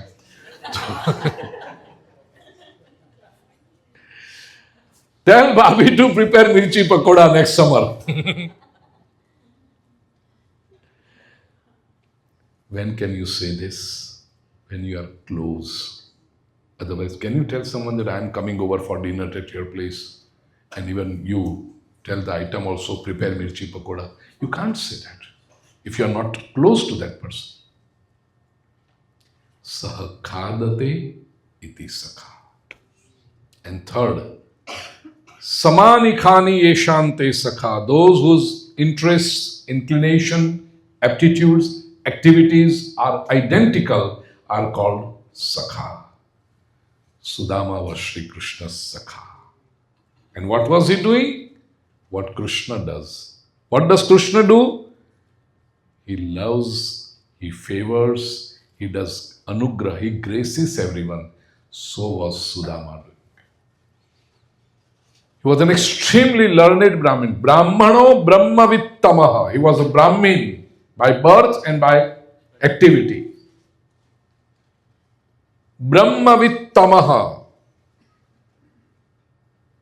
Very wise, very jnani. Brahmavit, Brahmavittara, Brahmavittama. Superlative degree. Good, better, best. Nowhere in Srimad Bhagavat, dear divine souls, it is mentioned that Sri Sudama was poor. Nowhere. And most people narrating Bhagavat, when they narrate this story of Sudama, they will start singing bhajan. Dar pe Sudama. Bolo. खबरदार कभी गाया तूने तो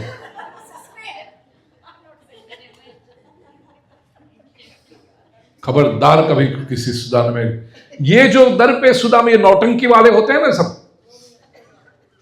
they have not read Bhagavat, they don't know what Bhagavat is. ये सब नौटंकी वाले लोग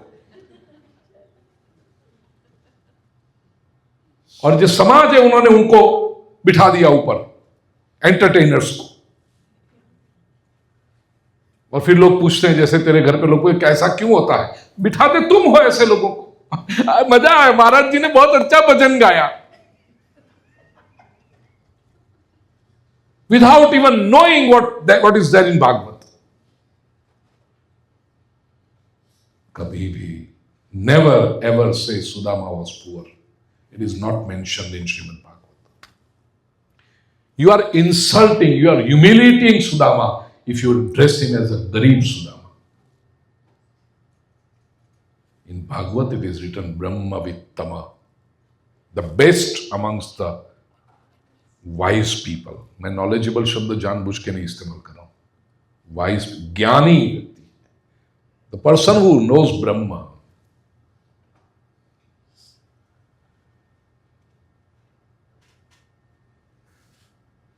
For his wife, yes, it is written that the wife was poor.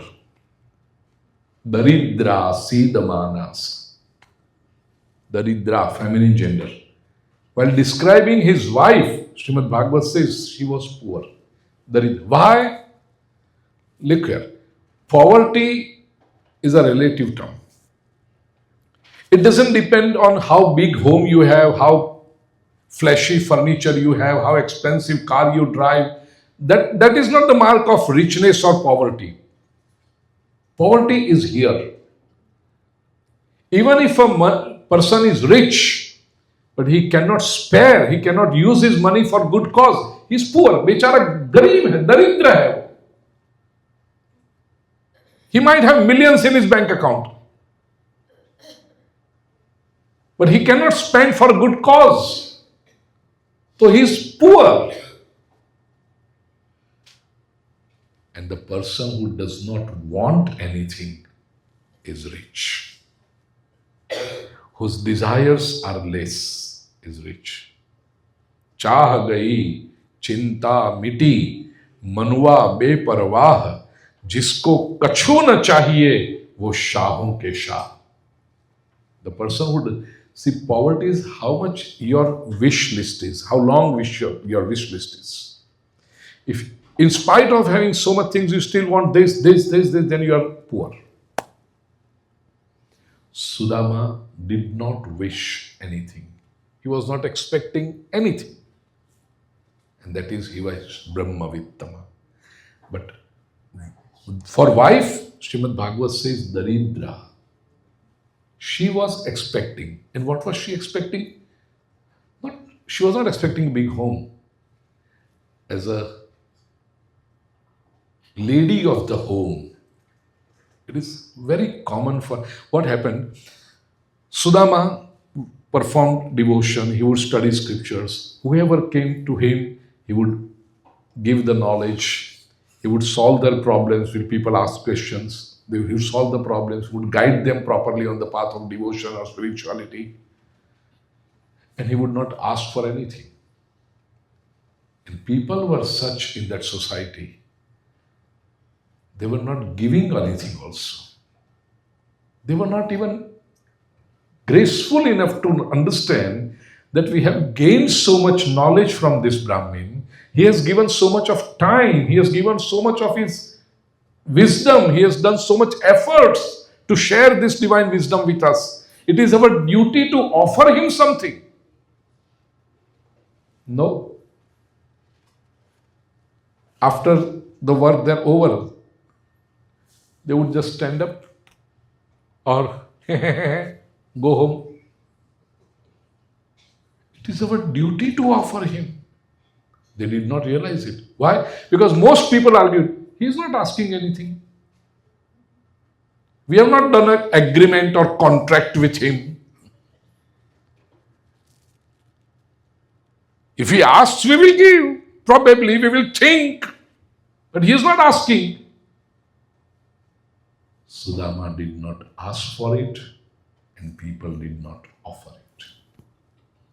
And in the society where Brahmins are not honored, the society sooner or later goes into Mahabharata war.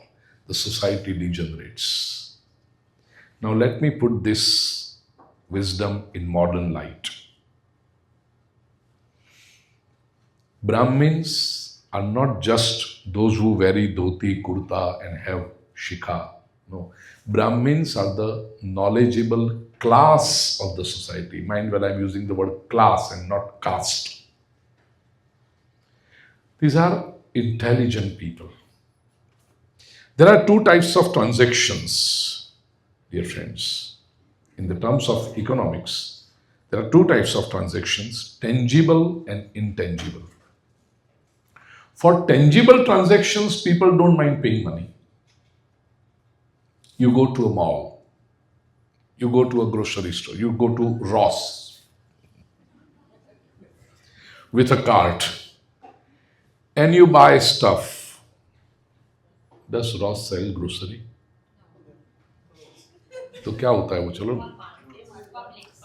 Publix. Okay. You go to Publix, you buy stuff, fill the whole cart, and you come to the till and scan one of the other things, and the cashier says it's $333, sir. And immediately, oh, thank you, you swipe the card. Do you argue with that person? You don't. Please do some reasonable for us. We have only this much budget. Do you say that? You don't. Why? With a smile on your face and with thank you to them. They should say thank you to you and you say thank you. Because you realize that, oh, you have filled up the cart with stuff. This grocery is going to last you for a week. Those $333 don't trouble you, don't hurt you. This was a tangible transaction. There is another intangible transaction. You have a headache and fever. For 2-3 days, you will take Tylenol, you take Kadha and this and that, and it doesn't work. You plan an appointment with a doctor. You visit a doctor. Doctor checks you for 5 minutes, eyes and stethoscope and nose and ear and He knows what the problem is. And in less than 5 minutes, he writes a prescription and says, take this tablet morning, afternoon, evening. The pharmacist will tell you what to do. You come out. The secretary says, $150. $150. In less than 5 minutes. लूट नहीं बैठे ये लोग. These doctors are ripping off. Why? Because it was an intangible transaction. You'll say he just wrote a prescription and he charged $150. If $150 are charged for writing a prescription, why don't you start writing prescriptions?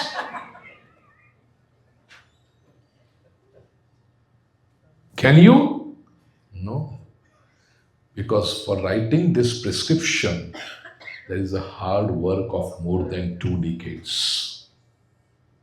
Right from his childhood, he had a dream, I want to be a doctor. His parents, his or her, whatever, the parents supported them. Important exams like 10th grade, 12th grade. Everyone was having fun, everyone was attending prom and all. And this guy was studying. I don't want to waste my time. I want to score good grades. I want admission, not only admission, I want scholarship. I want admission in a good university. At 1:30 in the night, he was studying and he was feeling sleepy. His mother said, Beta, can I prepare a cup of coffee for you? The mother was awake for the whole night because the child is studying.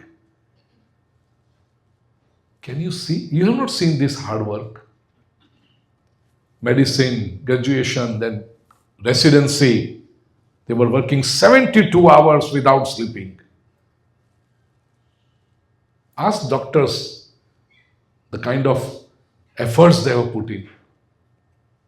Then masters, specialization, again, every year updating themselves, taking exams. Am I right, Dr. Shekhar? Am I right, Anil Bhai? Every year updating themselves. New medicines, new technology coming in. For this hard work and their knowledge, they are charging $150 for those 5 minutes. But people have not seen that. So they are ripping off. Intangible transaction, people cannot value. And those who cannot value this knowledge, that society cannot progress. I say it here, I say it in Bharat also. You can see my past discourses on YouTube channel Pujyashree Bhai. Why are you here, you guys? Doctors, engineers, chartered accountants, lawyers, scientists.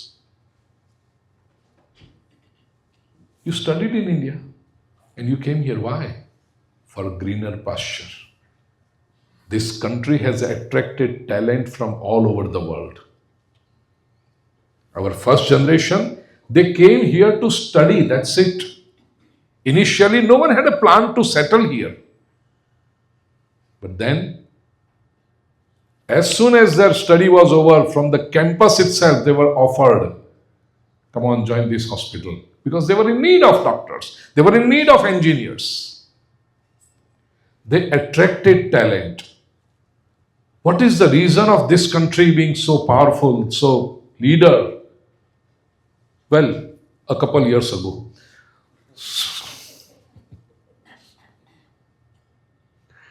It's because it attracted talent from world over. Not only from Bharat, from world over. They respected them. They honored them. They gave them opportunity precisely. And this is the reason of this country being so powerful. They respected talent. And those who do not respect. I visited NASA in both places, in Maryland and Texas. 20 years ago when I visited, I was invited to NASA because one of our disciples was very high position there. They gave me the tour of NASA. They told me 16%, more than 16% scientists in NASA are Indians. 1 in 6. is Indian. They use their talent, they use their brains, and because of them the progress is there. A thought appeared in my mind, how wonderful it would have been if Bharat had given them opportunity 50 years ago. Then Bharat would have been superpower. But Bharat did not give opportunity. They did not respect them. They did not give the honor that they deserved. This country gave. They recognize, right? Precisely. Those who cannot recognize knowledge, those who cannot appreciate and honor wisdom, they cannot progress. Remember that. Society in that time did not recognize a learned Brahmin like Sudama. And that was the reason of, one of the reasons of Mahabharata war. When I narrate the story of Mahabharata, I say this. Mahabharata is not just Duryodhan. There are so many factors. Wife is called Daridra. Why? Wife name, again, as saints describe, it's not written in Bhagavat, but saints describe wife's name as Sulabha. Sushila. She felt only one thing. So many people visit our home because my husband is so knowledgeable, such a great devotee, such a spiritual person. As a lady of the home, I want to be a good hostess. At least I can offer them some milk, some shikanji, some fruit. If people come at the lunchtime, I want to offer them food. We say if somebody comes, let's have lunch together and go. It's a common hospitality in Bharatiya Sanskar in India. Sushila ji could not do all this because she had nothing at home. She even did not have enough plates. She used to feel how nice it would be if I had some money. I would be a good hostess. I would offer things to people who are visiting my husband for that. This expectation that I want money, not for she didn't want to flashy jewelry, she didn't want it for herself, but she wanted that. मेरा कैसा लगेगा? Only ladies can understand this. कि मेरे घर कोई आए, I cannot offer anything. Well, ऐसे भी होते हैं. Don't want to offer. वो different है बात. वो तो भगवान उनका भला करे. कुछ ऐसे भी होते हैं. पानी दे दिया चलेगा, क्या देना चाहिए, ज्यादा क्या देना है उसमें. ये तो सब अवतारी लोग हैं सब. But most people, and Sushila used to feel this. I can't offer things to my guests. Wish my husband would earn something. And for that purpose, she would request to Sudama ji, why don't you ask for something from Sri Krishna? You are worshipping him. Sudama said, no, I will not ask. My devotion is not with expectation. And Sushila was so courteous, such a nice lady, she would never argue with her husband. Husband would feel, kash, hame bhi Sushila milti. To have a wife who does not argue is such a big thing.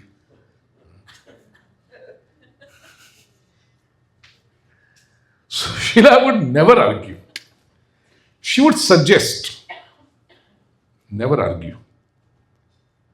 After about 2 weeks, she would again say, you are saying Krishna is your friend? Sudamaji says, yes. We studied under the same guru at the same time. You can definitely ask a friend for help. No. Sri Krishna is my friend, that's right. He is my Sakha. But I will not ask anything. Okay. Sushila ji will not argue. Conversation ends there. Again, after about a month or so, she would again, very humbly, very slowly, very sweetly, sweetly, she would say, you are worshipping Sri Krishna, and Sri Krishna himself is present on this planet Earth in Dwarika. Thousands of people are visiting him. Don't you even feel like visiting Sri Krishna? Don't you even feel like meeting your friend? Sudamaji said, this is good suggestion. Ayam hi paramo labha uttama shloka darshanam. I would go and visit him. I would meet. I would behold my friend Sri Krishna. Sushilaji said, thank God. At least he is going. And she trusted. It's Krishna there. He will understand everything. I don't need to tell him anything. Sudamaji goes, you know the story? It's 9 o'clock. My point is, dear friends, Sudama's story is not that of a poor Brahmin. Sudama's story is that of a knowledgeable Brahmin. And we know that Krishna has given so much, everything, gracefully.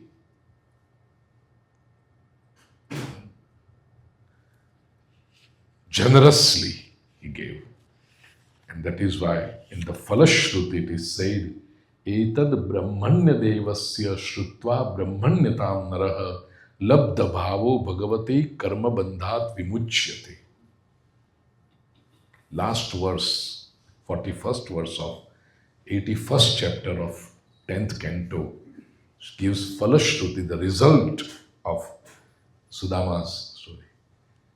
Etad Brahmanya Devasya, this gesture of Brahmanya Dev, Shri Krishna, who respects Brahmins. Etad Shrutva Brahmanya, what did he do? Brahmanyatam, he respected, he honored a knowledgeable Brahmin. This is the story. Krishna, who loved and respected Brahmin, honored a knowledgeable Brahmin. This story, who narrates and who listens to it and practices accordingly, will get two results. A, Labdha Bhavo Bhagavati. He will have devotion, enhanced devotion in God, in Sri Krishna, Bhagavati. And Karma Bandhat Vimuchyate. He will be freed from the bondage of karma. Dear friends, theory of karma specifically says that every karma can be forfeited only after accepting, suffering the result. There is no other way of being free from karma. Sri Krishna says only two ways. A, Jnanagni sarva karmani bhasmasat kurute tatha. In the 5th chapter of Bhagavad Gita, Sri Krishna says, Jnanagni, the fire of wisdom, annihilates, turns all the karma into ashes. And second is respecting a learned Brahmin, karma bandhat vimuchyate, honoring the wisdom of a Brahmin, karma bandhat. And that is the reason at all important events in our life, we invite a Brahmin. Brahmin doesn't come there to put tilak on your forehead, or Brahmin doesn't come there to you are doing puja, so you should be performing it. You should be knowing the verses. You should be knowing the hymns. Brahmin comes there as a witness to bless. When you respect, when you honor a Brahmin, if there is any fault in the entire karma, it will be nullified. That was the reason of inviting learned Brahmins. Whether you perform marriages of your children, whether you enter a new home, whether you do anything. Because when we do karma, we are not knowledgeable, we don't know everything. There may be some fault. To nullify that fault, Brahman was respected. Hari Ananta, Hari Katha Ananta, it's about time. In the 11th canto, it is Mukti Leela, the science of liberation. During Bhagavad Katha, 7 days, there is hardly any time to describe it. Kaun a bit. But from July 23rd to 29th in New York, our Dharia family, Baina Varsha and Paresh Bhai, have organized 7 days discourse, 3 hours a day, only on 11th canto, Mukti Leela. So we are going to study this Mukti Leela in detail in New York between July 23rd and 29th. You are most welcome to attend these discourses. If you come physically, great, you are most welcome. If you can't, Pujyashree Bhai YouTube channel, but you will receive it after a week or so. It's not live. You will receive it after a week. Even this discourse, this katha, will come about in a week or so on YouTube channel Pujyashree Bhai. You can share it with others. But as everyone says here, there are so many people who listen to me on television, various channels, on YouTube channel, but they say sitting in front and listening in person is an entirely different experience. So Daria family invites you in New York between July 23rd and 29th for discourse. It's purely academic, purely spiritual. And well, I don't need to say you have heard me for the last 10 days, so you know I remain very faithful to the scripture, to the Granth, and narrate the discourse. With that, in the 12th canto, Shukdev ji announces what's going to happen in future, the characteristics of Kali Yuga. And then there is a narration of moksha of Parikshit. Before the Takshak snake came, with the help of Shukdevji's guidance, Parikshit with Yoga Marga merged his soul with the Supreme, his individual soul with the universal soul. Parikshit got liberated. Shukdevji went on his path, as I am taking flight tomorrow. So after finishing the discourse, Shukdevji went on his path to enlighten others. And in the conclusion, the last, there is Hundi, there is a bird eye view of Srimad Bhagavat, what the entire Granth says. We bow down to Sri Krishna, offer this Tulsi Patra at the lotus feet of Sri Krishna. While we end, well, end is a wrong word. Satsang should never end. We just put, we just put comma. It's not full stop, it's comma. And the satsang will continue with the grace of God whenever the society is ready, when the seekers are ready, and with the grace of God, the flow of satsang will always keep happening. With request at the lotus feet of Krishna that may we be blessed with this divine nectar over and over again. We do 4 things at the conclusion. A, we observe silence for a minute. After that, I will chant the Mangalacharan of Srimad Bhagavat. You just have to listen. There is one verse, the first verse of the first chapter of the first canto of Srimad Bhagavat. Well, it is here if you want to say in page 110, it's 5th verse. I will chant it.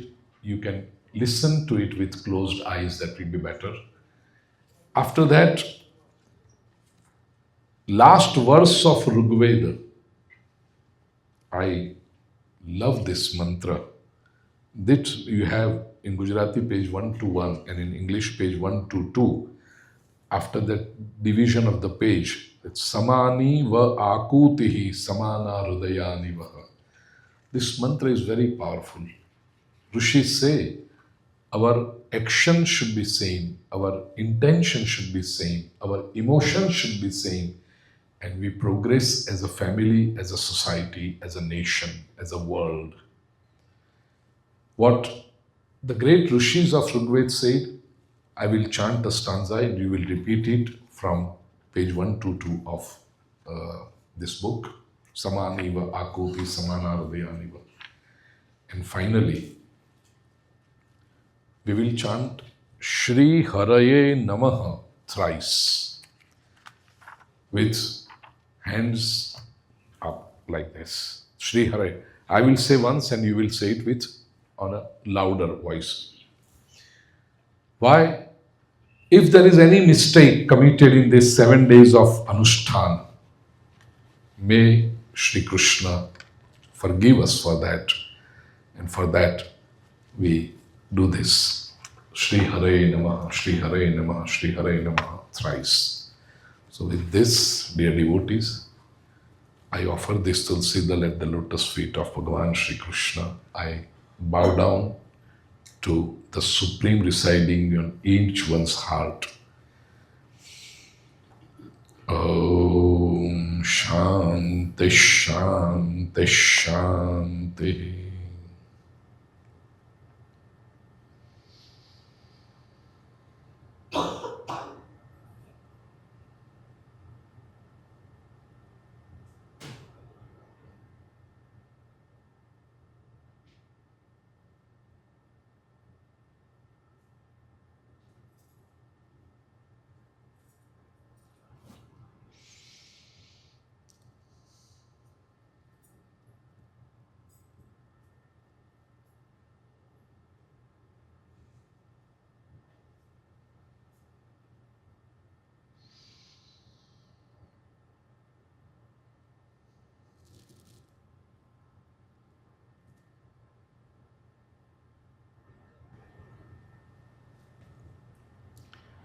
Om Shanti Shanti Shanti.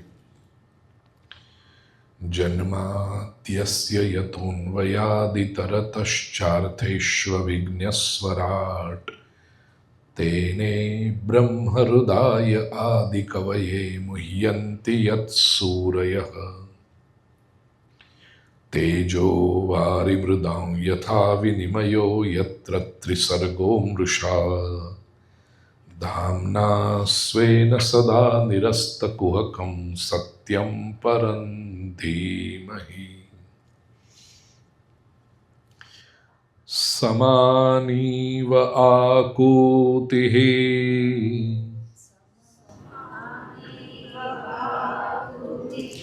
samana hridayanivaha.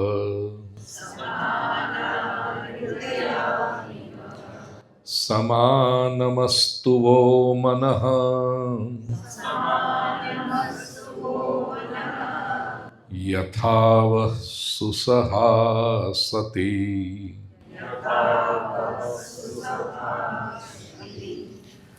Shri Haraye Namaha.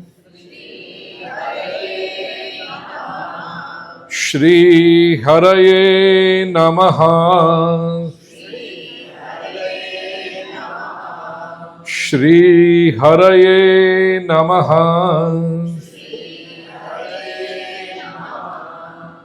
Sarvitra Sukhina Santu Sarve Santu Niramayaha Sarve Bhadrani Pashyantu Ma Kaschit Dukhamapnuya Achyutam Keshavam Shri Ramanarayanam Krishna Damodaram Shri Vasudevam Sridharam Madhavam Shri Gopika Vallabham Janaki Nayakam Shri Ramachandram Bhaje.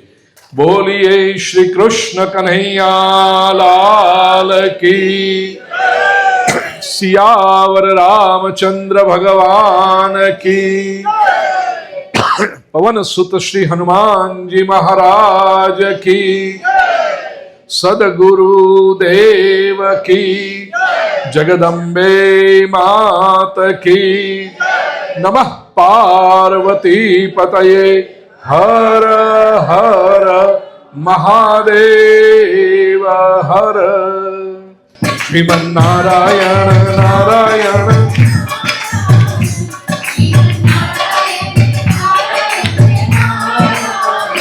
बदरी नारायण नारायण नारायण बदरी लक्ष्मी नारायण नारायण नारायण लक्ष्मी सत्य नारायण नारायण नारायण सत्य सूर्य नारायण नारायण नारायण सूर्य यज्ञ नारायण नारायण नारायण यज्ञ श्रीमन्नारायण नारायण नारायण श्रीमन्नारायण नारायण बोलिए Shri Krishna Kanhaiya. Dear divine souls, before we stand up for Aarti, I just want to mention a few names here.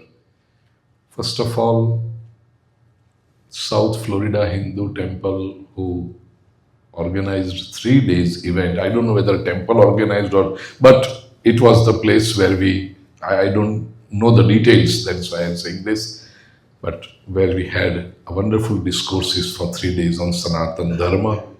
And after that, this was an entirely new experiment of Srimad Bhagavati Yatra, where Jayshree Ben and Dr. Anil Bhai Bhatia, Varsha Ben and Paresh Bhai Daria, all the way coming from New York to share this wisdom with you. She became an instrumental. And all the other, if I'm missing someone's names, but everyone else, Dolly ji I cannot forget because she was such a great coordinator. Varsha became the bridge between me and Florida here, but then most work was taken up by Dolly ji, who connected me with so many families and people. Shiva Shakti Hanuman temple, where we had discourse for 2 days. At Ruchi's place we had, then Dolly ji's place, then Jashree ne aage gaya. And this temple we had. So everyone who has contributed, not just monetarily, but in any which way, for the successful organization of this wonderful event and this spiritual journey, I pray to Sri Krishna that may those families and individuals and organizations be blessed. आपका नाम बताइए, you have done a lot. पंडित जी तो पता है मुझे नाम, Divan ji and Savitri. So all of, even those committee members or trustees here of this organization, Saraswati Mandir, may Shri Krishna bless you all, and may this divine wisdom from Srimad Bhagavat be practiced by you, and your life is elevated to act as a magnet of Shri Krishna's grace. With these prayers, Shri Krishna Kanhaiya Lal Ki Jai.